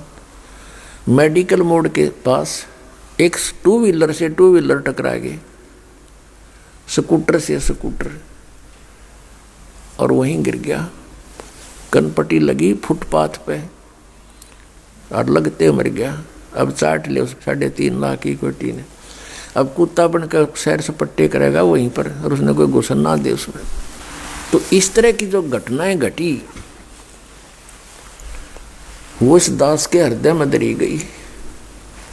फिर धीरे धीरे परमात्मा की दया हुई, परमेश्वर ने आशीर्वाद दिया, गुरुदेव ने उपदेश दिया, वो नाम देने का आदेश दे दिया, दीक्षा देने का। दास ये सर्विस करता था। सर्विस के दौरान ही सैटरडे संडे को सत्संग करने लगा। 2 वर्ष सन 1994 में इस दास को नामदान करने का आदेश हुआ। फिर देखा वर्कलोड बहुत हो गया, रजादाता की बहुत भक्त होने लगे, सत्संग बहुत बढ़ गए। दास सर्विस करता था, junior engineer civil Haryana state की, नौकरी त्याग दी। एक ही काम हो सके था, या तो परमात्मा का आदेश पालन हो सकता है या फिर वो दूसरी नौकरी हो सकती थी। तो उसमें नौकरी त्यागने से पहले मन में बहुत विकल्प संकल्प उठे, बच्चों का क्या होगा, कहीं भूखे ना मर जाएं। फिर परमात्मा प्रेरणा देता कि यदि कल तेरी मृत्यु हो जाती है, तू क्या ठेकेदारी लिए बैठा है, इनका पालन परमात्मा ही करेगा। इस तरह की बहुत सी उतार चढ़ाव के बाद फिर परमात्मा ने दया बख्शी, या सेवा दे दी, मजदूरी दे दी इस दास को, उसके बच्चों को जगाने की, उन धनियों को जगाने की। दास को एक कुत्ते की ड्यूटी मिली, भौंकने की। आप सभी धनी हो, आप पिछले पुण्यकर्मी प्राणी हो, आपको जगाना इसलिए आवश्यक है कि आपके चोरी हो रही है, आपकी अनमोल जीवन नाश हो रहा है। जो जाग जाता है कुत्ते के भौंकने से आवाज़ सुनकर, वो अपना धन बचा लेता है। और जो उस समय भी गफलत कर जाता है, सोता रहता है, तो सुबह वो देखता है तो उसका बहुत लॉस हो चुका होता है। तो पुण्यात्माओं, ये वो शुभ दिन है, ये शुभ अवसर है जिसके उपलक्ष्य में ये 5 दिवसीय समागम किया गया। फागुन की अमावस्या 17 फरवरी 1988 को इस दास को उपदेश मिला, इस दास का आध्यात्मिक जन्म हुआ। उस दिन के बाद एक नए जीवन की शुरुआत हुई, आत्मा में न्यारी उमंग हुई। दिन रात भक्ति, मालिक की वाणी, सतगुरु का संग करने लगा। सन 1994 में दास ने कभी ये सोचा नहीं था स्वप्न में कि मुझे कोई ऐसा जिम्मेवारी की पोस्ट मिलेगी, दास को ये नौकरी मिलेगी या मजदूरी मिलेगी। कभी भी नहीं सोचा था। दास क्या करता था, अपने आसपास के संबंधी मित्रों को, वैसे जो भी संपर्क में आता था, परमात्मा का ज्ञान सुनाता था, उनको तैयार करके अपने गुरुदेव से उपदेश दिलाता था। सन 1994 के अंदर गुरुदेव ने, मैं कुछ भक्तों को नाम दिलाने लेकर गया था।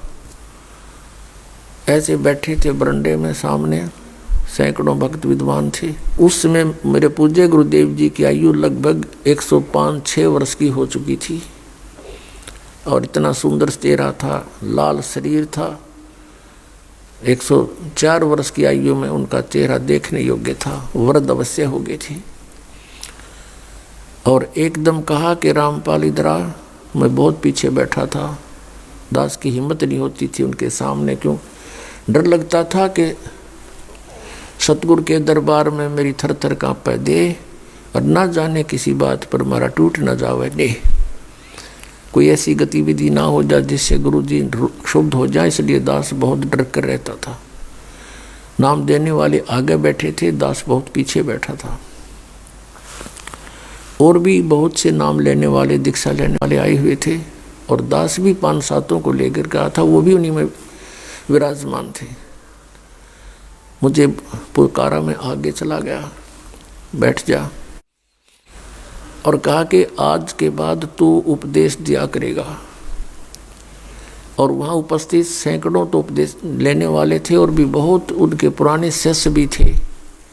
सबसे बोल दिया कि आज के बाद मैं किसी का गुरु नहीं, और ये सब के गुरु हैं, इनसे दीक्षा लो। मैं एकदम घबरा गया, कति पसीने आ गए दास के, और वो तो अंतर्यामी थे। मैं इस चीज़ से डर गया कि इतने जिम्मेवारी की चीज़ कदे दादा ने करी ना, पड़दादों ने करी नहीं, कि तो देखा नहीं, अनुभव नहीं ऐसा। वो तो अंतर्यामी थे, समझ गए कि चिंता ना करना, तेरे साथ रहूँगा। तेरे साथ मेरा आशीर्वाद सदा बना रहेगा।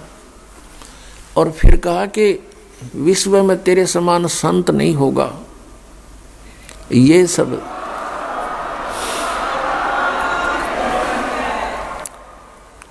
अब पुण्यात्माओं, उस समय दास अपने को भगत भी पूरा नहीं मानने था और उन्होंने इतनी बड़ा आशीर्वाद दे दिया कि तेरे समान विश्व में कोई संत नहीं होगा। तो कहते हैं गुरु मेहर करे तो काग से हंस बना दे। उन्होंने अपनी मेहर से इस दास को, कौवे को हंस बनाया, अपने ही आशीर्वाद से संत बनाया। उस समय हमारी बाल बुद्धि थी, ये बात समझ में नहीं आई कि मेरे जैसा एक तुच्छ प्राणी और विश्व में मेरे समान कोई संत ना होगा। ये बात गले नहीं उतर रही थी, लेकिन गुरु की जो वचन है वो उसमें दोष भी दिखाई नहीं देवा था। जैसे कोई छोटा बालक होता है और उसको कोई कहता है कि बेटा वो पेन ला, वो जैसे पेन रखा होता है,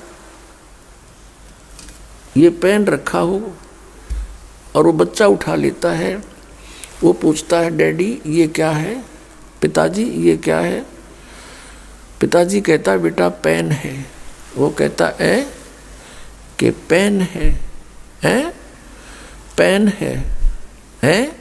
और इस बात को कहते कहते उसको रख के वो और खेल लग जाता है। कहने का भाव ये है कि उसको न तो ये अविश्वास है कि पिताजी जो कह रहा है वो गलत होगा, लेकिन उसकी बुद्धि इतनी बाल है कि इसको समझ नहीं पा रही ये पेन है। वो ऐसे उसको छोड़कर चला जाता है। तो इस दास की अब वो स्थिति थी। उन्होंने कहा कि तेरे बराबर विश्व में कोई संत नहीं होगा। तो उस समय दास स्थिति में था और वो जो कह रहे थे तो पेन था ही। तो अब इस बात का कुछ एहसास हो रहा है, क्योंकि अन्य संतों ऋषियों के जो अनुभव देखे दास ने, इनके पास तक खख भी को नहीं अध्यात्म ज्ञान का।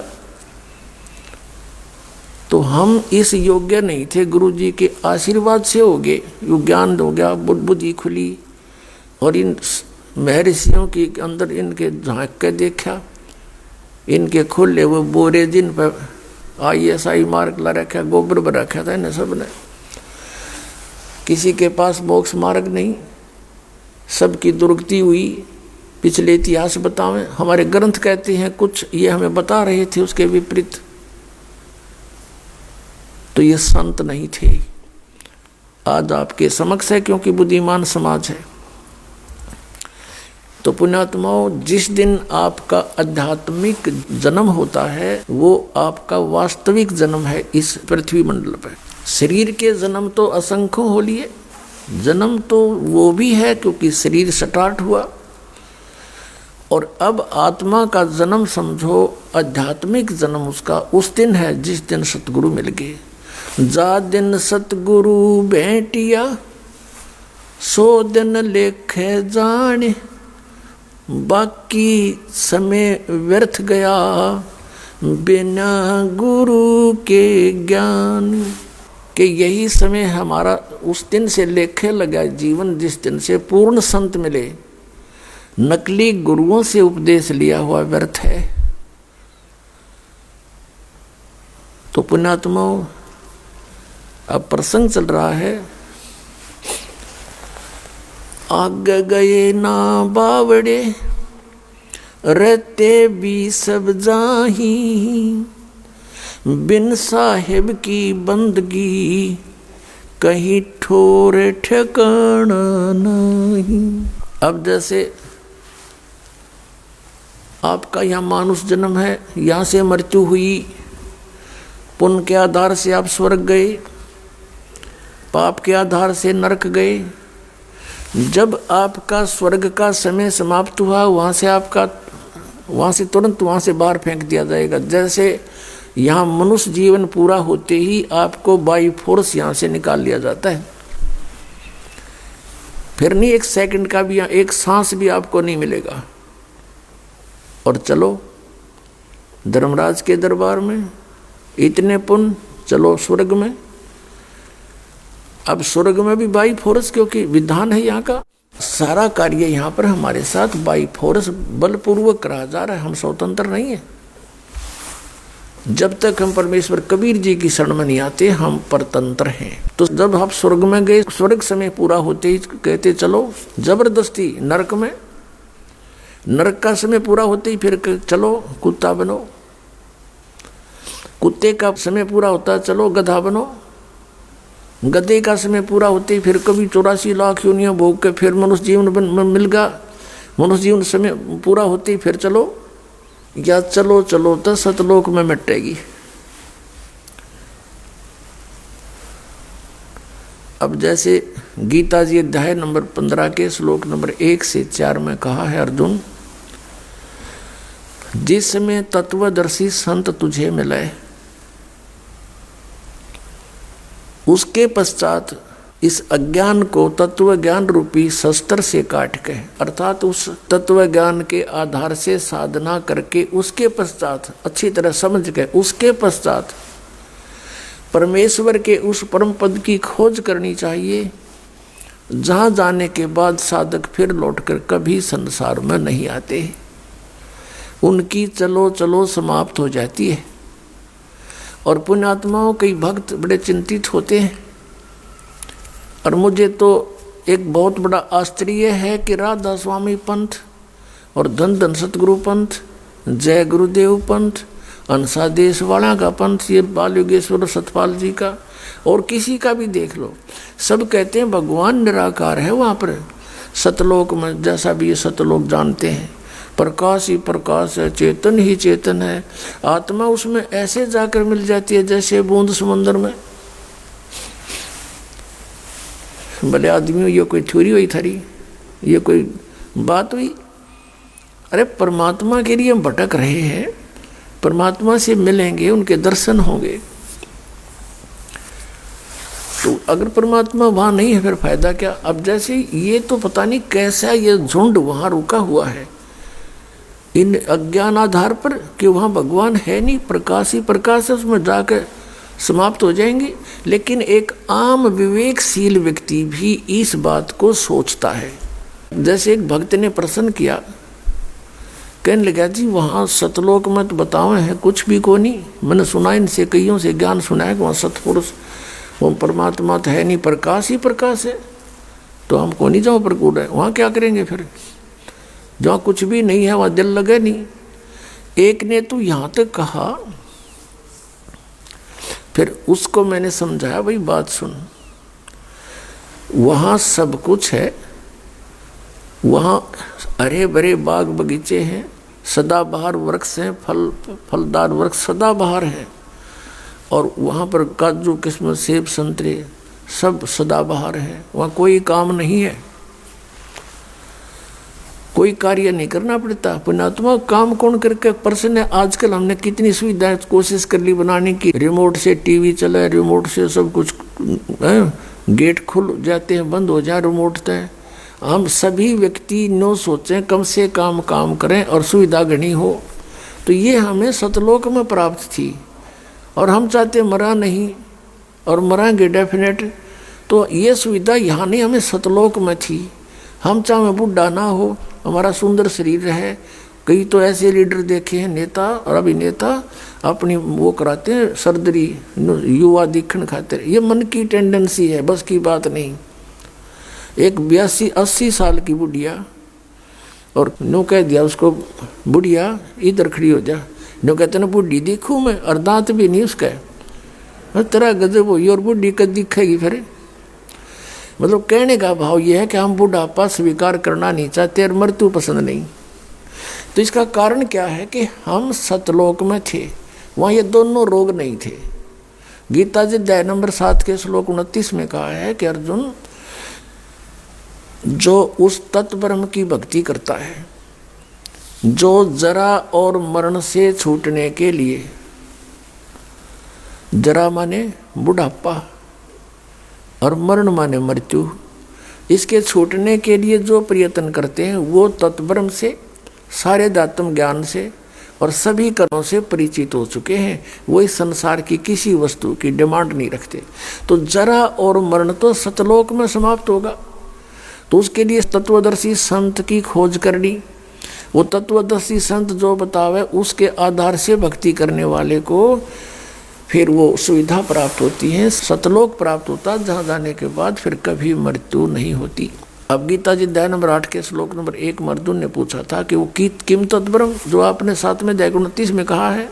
तो गीता ज्ञानदाता ने तीसरे श्लोक में उत्तर दिया 8वें अध्याय के गीता जी में कि वो परम अक्षर ब्रह्म है। तो यहाँ प्रसंग फिर हम उसी स्थान पर आते हैं कि उस व्यक्ति को बहुत समझाया हमने कि वहाँ पर सारी सुविधाएं उपलब्ध हैं, वहाँ दूधों की नदी बहती है, वहाँ दूध खराब नहीं होते, वहाँ ऐसा आहार है। फॉर एग्जाम्पल जैसे यहाँ गंगा का जो जल है ये सतलोक से आया हुआ है, ये इस काल के लोक का नहीं है। तो इससे ही आप आइडिया लगा सकते हो, इस गंदे लोक में भी ये खराब नहीं होता जल, से 10-100 वर्ष रखो इसको कहीं बोतल में। और आपको एक प्रमाण देते हैं, जो हम यहाँ एक कुंभ रखते हैं जो पाठ करते हैं, और पाठी ठीक ढंग से इसका पाठ करते हैं स्वच्छ आत्मा से, तो वो जल उस मालिक की, उस सच्चिदानंद घन ब्रह्म की वाणी के उच्चारण से उसमें इतनी ताकत है परमात्मा की वाणी में कि वो जल गंगा जल से भी श्रेष्ठ बन जाता है। हमारे पास सन 1995 का एक बोतल में जल रखा है, एक बहन के घर रखा, हम सत्संग क्या करते गाँव में नगर नगर में जाके, तो उसके पास रखा था एक बोतल में, लगभग वो 2-3 किलो की होगी। और वो कहने लगी जी हमारे पास वो मंत्र वो रखा है जल, उसका क्या करूं। ये सन 2009 में उसने दिखाया, 1994 का 15 साल का जल एज इट इज रखा है, न्यू का न्यू, उसमें कितने कण भी नहीं किसी वस्तु खराब होने का। तो कहने का भाव ये है कि ऐसे पदार्थ हैं वहाँ पर, वो कभी व्यर्थ नहीं होते। नदी बहती है, दरिया बहते हैं, सरोवर भरे हैं दूध और दही सभी प्रकार की मेवा के। तो मैंने उससे कहा कि वहाँ सारी सुविधाएं हैं। तो वो कहने लगा जी मैं तो बिल्कुल नहीं मानूं, मैं आपका उपदेश नहीं लूँ। भाई क्यों नहीं ले? वह कि ये ज्ञान जो आप बता रहे हो आज तक किसी ने नहीं बताया, और आपकी बात सारी सच्ची दिखे क्योंकि प्रमाणी से बताओ, लेकिन आत्मा मेरी फिर भी नहीं मानती कि वहाँ कोई होगा, क्योंकि आज तक किसी ने यह बात बताई है कोई नहीं, और बताई नहीं तो फिर भक्ति किसने करी होगी, और भक्ति नहीं करी तो वहाँ गया कौन होगा। मैं तो ना जाऊँ क्योंकि मैं हूँ धुन का पक्का, वो कह रहा था, और मैं जिस काम के लगता हूँ मैं पक्का पूरा करके छोड़ दिया करूँ, और मेरी धुन लागी तो मैं भक्ति करूँगा गणी। मुझे चिंता है कि कहीं मैं वहाँ पहुँच जाऊँ और कोई भी ना पावे, मेरा जी ना लागे, मैं ना जाऊँ कभी भी। मैंने कहा भाई एक बात बता, मान ले तेरी या मृत्यु हो जा और तू कुत्ता गधा सुअर बनेगा, फिर के जी लग गया नो बोला जड़ा घूमते फिरते तो दिखे जाएंगे, कोई बात ना, गधा से ही। तो हमारी इतनी टेंडेंसी, इतनी वृत्ति गिर गई कि हम इस लोक को इतना पसंद करते हैं कि यहाँ यही ठीक से चाहे कुछ भी हो जाए। इसका कारण क्या है? इसका कारण अज्ञान है, और वो स्थान अभी तक किसी को पता नहीं था। इसलिए अब ये जो मैं हैरान हूँ इस बात से कि जो राधा स्वामी पंथ वाले, धन धन सतगुरु पंथ वाले, ये जय गुरुदेव पंथ वाले बोली आत्मा, और ये मरने तैयार हो रहे हैं कि उड़ा डूब के मरांगे सारे। इनकी रुचि राचि ना है, बस वो बैठे इकट्ठे हुए, ये गारंटी देता हूँ मैं। जब वहाँ कुछ है ही नहीं, इनकी रुचि कैसे बन सकती है? चलो वहाँ चलाएंगे इधर भगवान, और हम भगवान को देखेंगे, उसके दर्शन करेंगे, आत्मा खुश होगी, और उसके रोम, एक रोमकूप में करोड़ सूर्य मिला दे, करोड़ चंद्रमा मिला दे, इतनी रोशनी है भगवान की। अब जो प्रसंग है वही आते हैं कि बिन साहिब की बंदगी कहीं ठोर ठिकाना ना। ये ठोर ठिकाना फिर सतलोक में। श्रीमद् भगवद गीता अध्याय नंबर 4 के श्लोक 32 और 34 का निष्कर्ष है। 32 में कहा कि धार्मिक यज्ञों की, यज्ञ माने धार्मिक अनुष्ठानों की जानकारी सच्चिदानंद घन ब्रह्म ने, यानी ब्रह्म ने मुखे, सच्चिदानंद घन ब्रह्म ने अपने मुख कमल से बोल के जो ज्ञान दिया है वो तत्व ज्ञान है, वो सच्चिदानंद घन ब्रह्म की वाणी है। गीता अनुवादकर्ताओं ने ब्रह्मणे मुखी का अर्थ यहाँ पर गलत कर दिया। उन्होंने वेद की वाणी लिख दी, क्योंकि ये तो विचलित थे, इनके पास वो मास्टर की नहीं थी या सृष्टि रचना का ज्ञान था नहीं जिससे सब सदग्रंथ खुल सकते हैं, जिस कारण से इन्होंने अर्थों के अनर्थ कर डाले। श्रीमद् भगवत गीता अध्याय नंबर 7 के श्लोक नंबर 18 में अनुत्तमम शब्द का अति उत्तम कर रखा है। बता, छठी कक्षा के बच्चे ने पूछ ले, उत्तम माने श्रेष्ठ, गुड, अनुत्तम माने बैड, और ये बैड का अर्थ गुड लिख रहे हैं। बुद्धि मारी गई इनकी, क्योंकि इनको ज्ञान नहीं था। 18वें अध्याय के 66वें श्लोक में वर्ज माने जाना होता है, इन्होंने आना कर रखा है। गो माने जाना होता है, उसका कम लिख दिया, आना कर दिया। तो काहे के विद्वान थे ये? क्योंकि इनको ज्ञान नहीं था, अज्ञानी थे। अब प्रसंग चल रहा है कि चौथे अध्याय के 32वें श्लोक में कहा है कि सच्चिदानंद घन ब्रह्म की वाणी में धार्मिक अनुष्ठानों की जानकारी विस्तार से कही गई है, और वो परमात्मा ने स्वयं आकर के ज्ञान दिया अपने मुख कमल से। वो कबीर वाणी है, और कबीर वाणी को समझने वाले भी कुछ ही संत मिलेंगे, सभी नहीं है। तो चौथे अध्याय के 34वें श्लोक में कहा कि जो तत्व ज्ञान सच्चिदानंद घन ब्रह्म की वाणी में, कबीर वाणी में है, उसको, वो तत्व ज्ञान है, उस तत्व ज्ञान को तू तत्वदर्शी संतों के पास जाकर समझ। विनम्र भाव से प्रार्थना करना, कपट छोड़कर बात करना, वो तत्वदर्शी संत तुझे उस परमात्म तत्व का ज्ञान कराएंगे। अब 15वें अध्याय के 1 से 4 में स्पष्ट किया है कि उल्टे लटके हुए संसार रूपी वृक्ष को, उल्टा लटका हुआ संसार रूपी वृक्ष है, ऊपर को इसकी जड़ है, वो तो परम देव पुरुष है, वो परम अक्षर ब्रह्म समझो, और नीचे को तीनों गुण रूपी शाखा है। और जो संत इस वृक्ष के सभी पार्ट्स बता देगा, भाई जैसे संसार रूपी वृक्ष है, तो फॉर एग्जाम्पल है, तो इसमें मूल कौन है, कौन परमात्मा है, कौन प्रभु है, कौन साहिब है, और तना कौन है, डार कौन है, शाखा कौन है, पत्ते क्या है। स वेदविद, वो वेद के तात्पर्य को जानने वाला है, वो तत्वदर्शी संत है।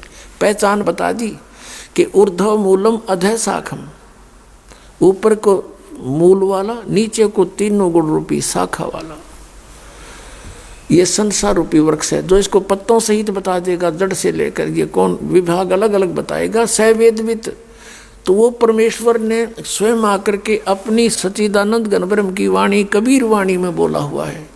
अक्षर पुरुष एक पेड़ है, निरंजन वा की डार, और तीनों देवा शाखा हैं, ये पात रूप संसार। ओए होए, अक्षर पुरुष एक पेड़ है, सरपुरुष वा की डार, इस तरह समझो। जैसे गीता जी को समझना तो ऐसे समझो इस वाणी को। गीता जी अध्याय नंबर 15 के 16-17 में मंत्रों में कहा है सरपुरुष अक्षर पुरुष, और 17वें में कहा कि उत्तम पुरुष तो अन्य इन दोनों से भी अलग है, वो परम अक्षर पुरुष है, जो 8वें अध्याय के 3 श्लोक में जिसका विवरण है। तो यहाँ परमात्मा ने बताया है कि अक्षर पुरुष एक पेड़ है, और सरपुरुष वा की डार, और तीनों देवा शाखा हैं, ये पात रूप संसार। अब देखिएगा एक बार से, पुण्यात्माओं, आप पहली कक्षा के बालक हो, यानी प्रवेश है आपका आज आध्यात्मिक यूनिवर्सिटी में। अब से पहले तो आपको कॉमिक्स पढ़ाई जाती थी, आपको नावल पढ़ाए जाते थे, बेतुकी बातें सुनाई जाती थी, वो अध्यात्म ज्ञान नहीं था। ये देखिएगा उल्टा लटका हुआ संसार रूपी वृक्ष। अब ये है संसार रूपी वृक्ष, और परमात्मा ने इसको कैसे डिफाइन किया है, ये ऐसे देखिएगा। सच्चिदानंद घन ब्रह्म की वाणी में क्या लिखा है? कबीर परमेश्वर ने कहा कि अक्षर पुरुष एक पेड़ है, निरंजन वा की डार। निरंजन कहो, इसको सरपुरुष कहो। अक्षर पुरुष एक पेड़ है, सरपुरुष वा की डार, और तीनों देवा शाखा हैं ये पात रूप संसार। अब यहां देखिएगा, पूरे वृक्ष को देखें। ऊर्ध्व मूलम, ऊपर को मूल वाला। अधः शाखम, ये नीचे को शाखा वाला। अश्वत्थम प्राहु अव्यम, छंदासी यस्य प्रणानी। ये देखिएगा, अब ये देखें श्रीमद् भगवद गीता पंचदश अध्याय 15वां अध्याय। ऊर्ध्व मूलम अधः शाखम अश्वत्थम प्राहु अव्यम, छंदासी यस्य प्रणानी, ये तम वेद स वेदवित्। अब यहाँ देखो, आदि पुरुष परमेश्वर मूल वाले, यानी ऊपर को जो जड़ हैं, ये जो ऊपर को जड़ हैं वो तो समझो आदि पुरुष परमेश्वर, वो परम अक्षर ब्रह्म है। ये परम अक्षर ब्रह्म है इस संसार रूपी वृक्ष का, यानी जहाँ से इस पूरे पेड़ को आहार प्राप्त होता है वो कौन है, वो तो आपको बाद में बताएंगे। भी तो युग बता दिया तो बेदक जाओगे। अभी आपको यहीं से लेकर चलते हैं।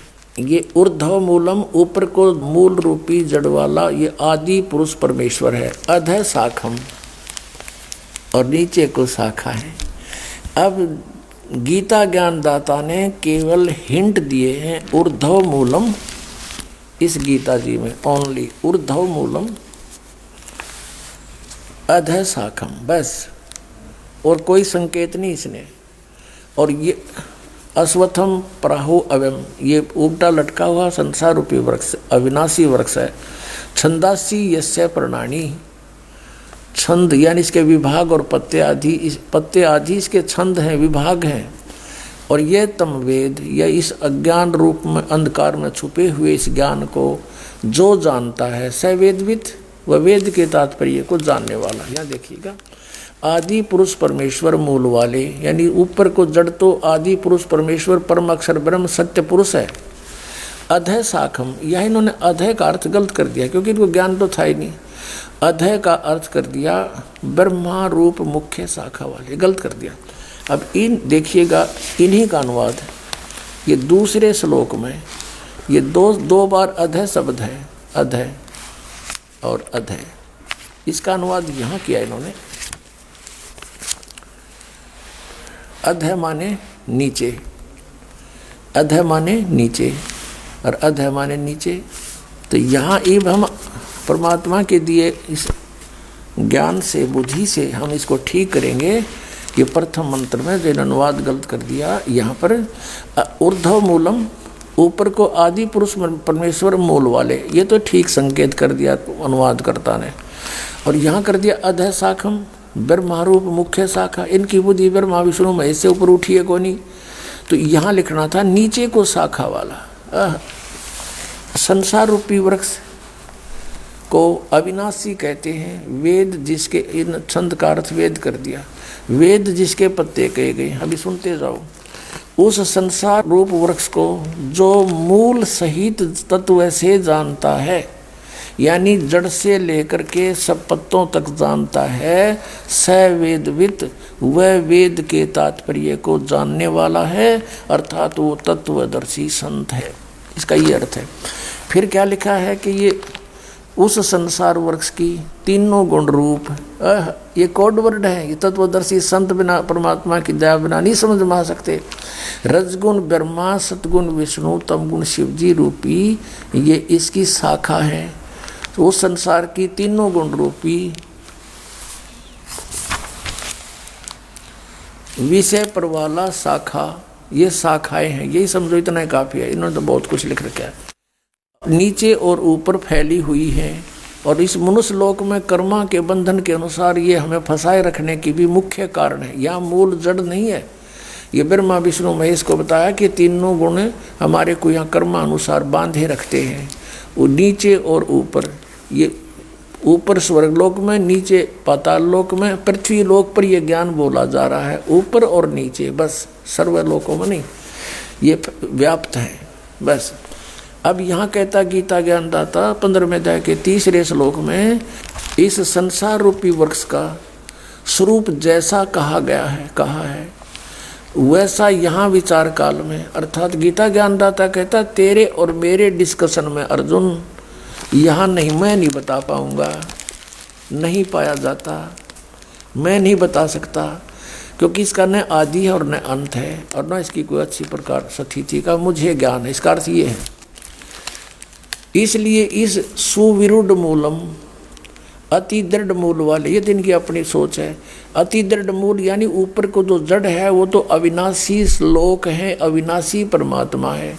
अति दृढ़ मूल वाले, अविनाशी मूल रूपी प्रभु और लोक वाले इस संसार रूपी वृक्ष को दृढ़ है माने दृढ़, असंग शस्त्रेण, उस तत्व ज्ञान रूपी शस्त्र के द्वारा, ये गलत लिखा है, उस तत्व ज्ञान रूपी शस्त्र द्वारा काट कर, अर्थात अच्छी तरह समझ कर, 15वें अध्याय का 4थे श्लोक का है। उसके पश्चात उस परम पद रूप परमेश्वर की भली भांति खोज करनी चाहिए, जिसमें गए हुए पुरुष यानी साधक फिर लौटकर संसार में कभी नहीं आते, और जिस परमेश्वर से पुरातन संसार रूपी वृक्ष की प्रवृत्ति विस्तार को प्राप्त हुई है, यानी जिस परमात्मा ने संसार रूपी वृक्ष की रचना की है, सारे ब्रह्मांडों की रचना की है, और उसी आदि पुरुष नारायण की मैं शरण हूँ। ओए होए, गीता ज्ञानदाता कह रहा है कि इस प्रकार दृढ़ निश्चय करके उस परमेश्वर का मनन और निधि ध्यान करना चाहिए। अपना भी नहीं बता रहा यहाँ पर, क्योंकि यह चलो चलो मिटाने के लिए उससे की भक्ति करनी पड़ेगी। अपने आत्मा परमेश्वर कबीर देव जी वो सच्चिदानंद घन ब्रह्म हैं, वो सबके मूल हैं, इस संसार रूपी वृक्ष के मूल हैं, वहीं से सबकी उत्पत्ति हुई है। उन्होंने अपने वचन से सब ब्रह्मांडों को, प्रकृति को, जीव को, सबकी रचना की है। तीनों गुण 5 तत्व परमात्मा ने ही अपने वचन से उत्पन्न करके इस ज्योति निरंजन सरपुरुष को दिए थे। अब परमात्मा ने बताया कि अक्षर पुरुष एक पेड़ है, सरपुरुष वा की डार, और तीनों देवा शाखा हैं, ये पात रूप संसार। अब स्पष्ट हुआ 4थे अध्याय का 32 और 34 के अंदर 2 विवरण है। अब स्पष्ट होगा कि सच्चिदानंद घन ब्रह्म ने स्वयं आकर के अपने मुख कमल से वो तत्व ज्ञान बोला है, और वो सच्चिदानंद घन ब्रह्म की वाणी में जो लिखा है वो तत्व ज्ञान है। यानी वाणी माने मुख से बोलकर, मुखे लिखा उसमें, यह भी सारी जो ना शंका मिटा दी कि ब्रह्मणे मुखे, सच्चिदानंद घन ब्रह्म के मुख से उच्चारित वाणी में, उसके मुख कमल से बोले हुए वचनों में जो तत्व ज्ञान है उसमें विस्तार से लिखा गया है, और उसको तत्वदर्शी समझ सका। इस दास के अतिरिक्त आज तक इन सदग्रंथों को कोई समझ सका हो तो बता दो इस दास को।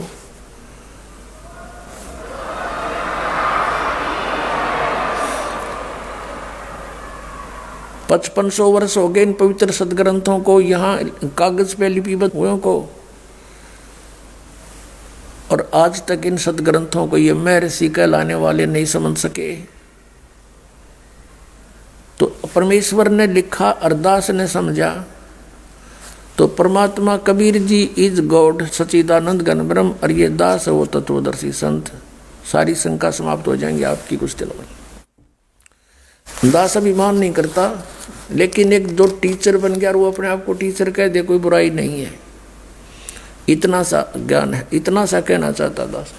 अब ये क्या लिखा है, जैसे गीता जी अध्याय नंबर 15 के ही आगे, अब इसमें क्या बताया कि तीनों गुण रूपी शाखा है। अब इसके लिए थोड़ा कंसेप्ट क्लियर करते हैं, क्योंकि पुण्यात्माओं ये एक नया सूर्य उदय हो रहा है, और हमने अभी सितारे देखे थे, और सूर्य को देखकर हमने उन सितारों को सूर्य मान रखा था, और उस सूर्य को सूर्य मानना हमारा मन बहुत देर से स्वीकार करेगा।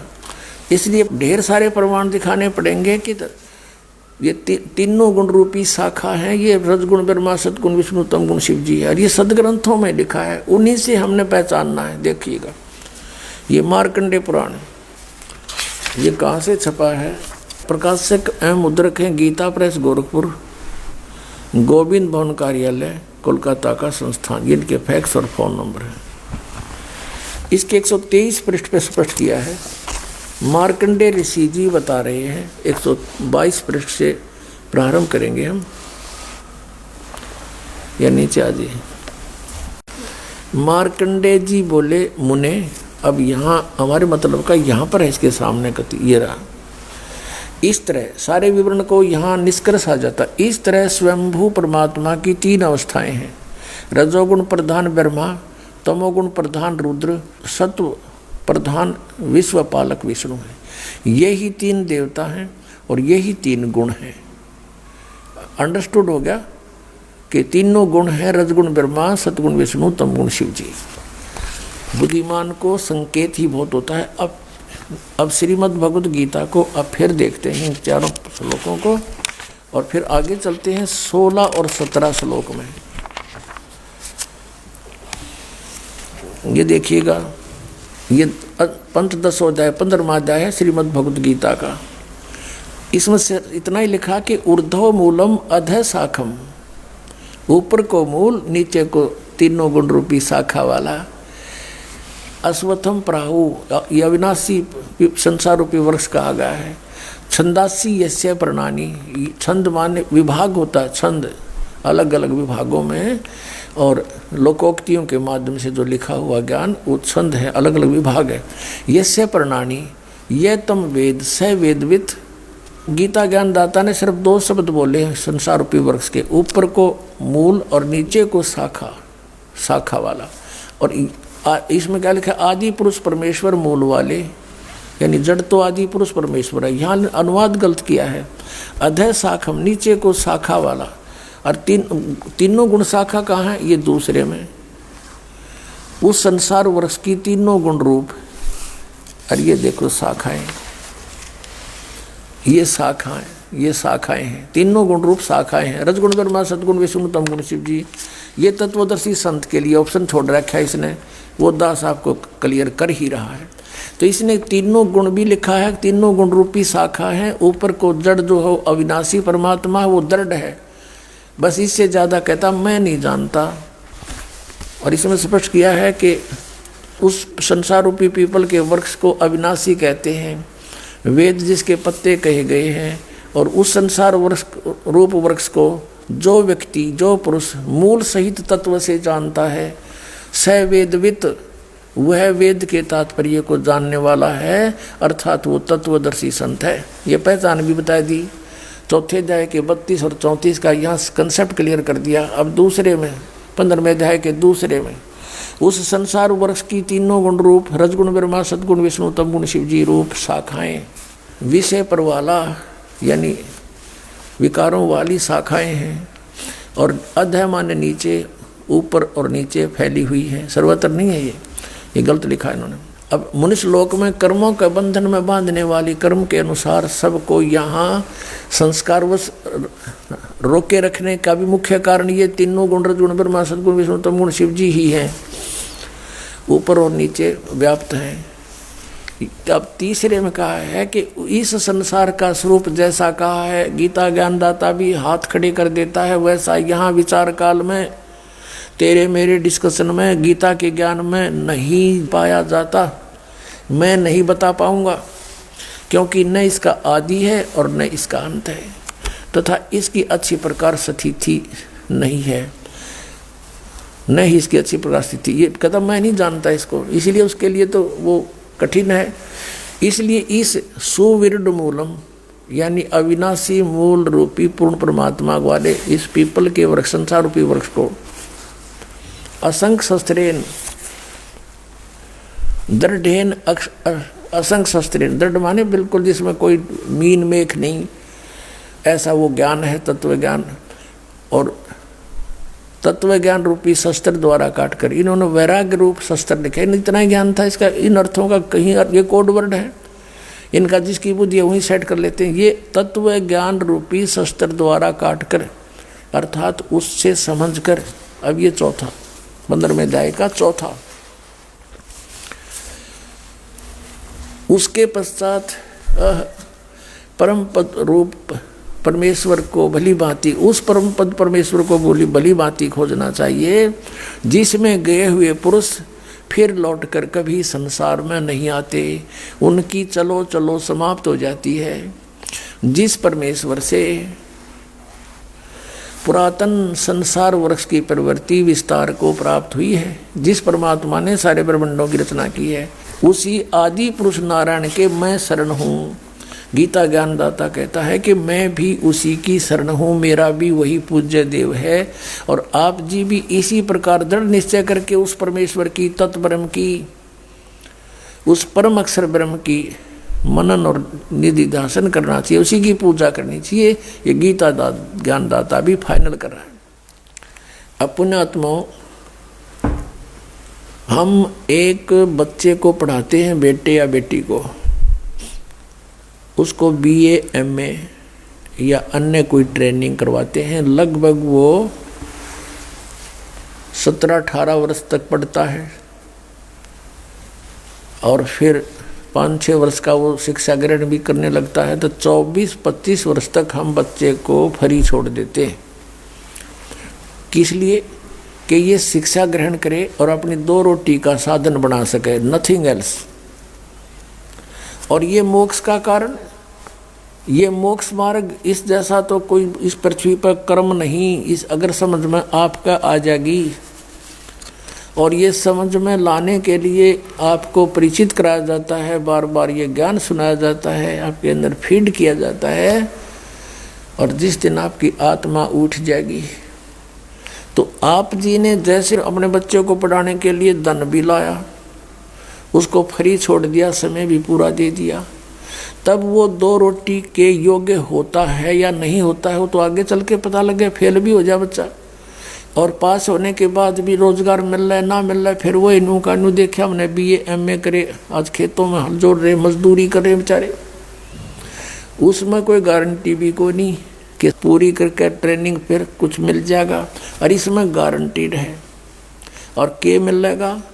आजीवन रोजगार, जिसमें बिना करे आपको प्राप्त होगा। गीता जी में लिखा है कि निष्कर्म में मोक्ष प्राप्त होगा। तो उसके लिए हमने समय भी निकालना होगा, 2 पैसे भी लगाने होंगे। यदि आपका यह बात समझ में आ गई तो आपको पृथ्वी पर कोई कार्य दिखाई नहीं देगा। पेट के लिए कार्य करना ये तो मजबूरी है, कर्तव्य है, करना चाहिए, लेकिन ये परम कर्तव्य है। अब आपको ये वो अनमोल ग्रंथ,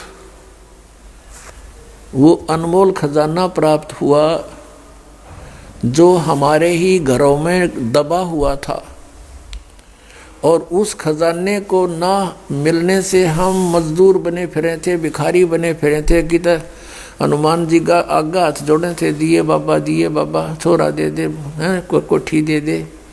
हर वो हनुमान और आप पर लंगोट मांडा करते, हमने के देंगे बता। अब कहने का भाव ये है दास का कि हम उनसे मांगते फिर रहते जो कुछ दे नहीं सकते। ब्रह्मा विष्णु महेश आपको क्या दे सकते हैं? आपकी जन्म मृत्यु ये नहीं समाप्त कर सकते, आपके संस्कार में कोई परिवर्तन ये नहीं कर सकते, ये अपनों में नहीं कर सके। जैसे विष्णु जी को श्राप दिया था नारद जी ने, अब यहाँ काल ने सबकी गांठ बांध रखी है। पहले तो श्रृंगार दे है, इनको प्रेरणा देता है, वह भक्ति करनी चाहिए। क्यों? ज्ञान तो ऐसा है परमात्मा के लिए, आत्मा विभोर हो जाती है, तड़फ उठती है, चाहे राज त्यागना पड़ो, चाहे शीश देना पड़ो, क्योंकि उसके बिना इसका पेटा भरा को नहीं, इसको संतुष्टि हो ही नहीं सकती वो मालिक मिले बिना। कितना सुख हो, जब उसको ज्ञान होगा तो एकदम अंगड़ाई लेती है आत्मा। वस्तु तो वो है जिस वस्तु को राजाओं ने भी चाहा, तो कितना अनमोल वस्तु है, और हम राज चाह रहे हैं। कितनी बुद्धि भ्रष्ट हो रही है हमारी, बिना ज्ञान के डरे हो रहे हैं। अब नारद जी ने पता लगा, ज्ञान हुआ तो जंगल में जा बैठा, अब उसने ये सोचा, क्योंकि इन ऋषियों की बुद्धि काल के हाथ में थी, इन पर डले डुबाव था। अब जैसे ये बच्चे ज्ञान सुनते थे नारद और ऋषियों से, दक्ष आदि से, तो वो क्या बताते थे, भाई परमात्मा की भक्ति बिना गुजारा नहीं, भक्ति करनी चाहिए, ये है। और फिर ये कहते थे भाई ये विकार इसमें बहुत बड़े बाधक हैं, ये भक्ति नहीं करने देते। तो नारद जी ने सोचा पहले इन विकारा ने ठीक करूं। जंगल में जा बैठा, निराहार रह गया, कभी थोड़ा बहुत खा लिया, और 10-12 वर्ष खूब अपनी साधना की। तो उसने आप पे फैसला कर दिया, और कौन सी यूनिवर्सिटी थी इनका टेस्ट हुआ करता, आप पे ने बोला कि अब मैंने जीत लिए सब इंद्रियों को, अब मैं बिल्कुल वासनाओं से रहित हो चुका हूँ। अब वो आ गया अपने पिता ब्रह्मा जी के पास। नारद जी ने कहा पिताजी अब मैंने अपने विकारों पर काबू पा लिया है, मैंने जीत ली है ये माया, अब मैं भगत बनूंगा। ब्रह्मा जी को तो पता था कि यहाँ पर बुरा हाल है जीव का, और जब जवान बेटा इसको मैं कह दूंगा कि भाई ये तू गलत सोच रहा है, तो मन मान ये गुस्सा हो जा, और गुस्सा होने से इनके पास काल ने ऐसा जुल्म कर रखा है, इनको विषैले सर्प बना देता है। ब्रह्मा को डर था जैसे ने इसकी अब जो स्थिति में यू खड़ा है, और एक शब्द भी नो कह दिया कि तू गलत कह रहा है तो मुझे श्राप दे दे मन माने।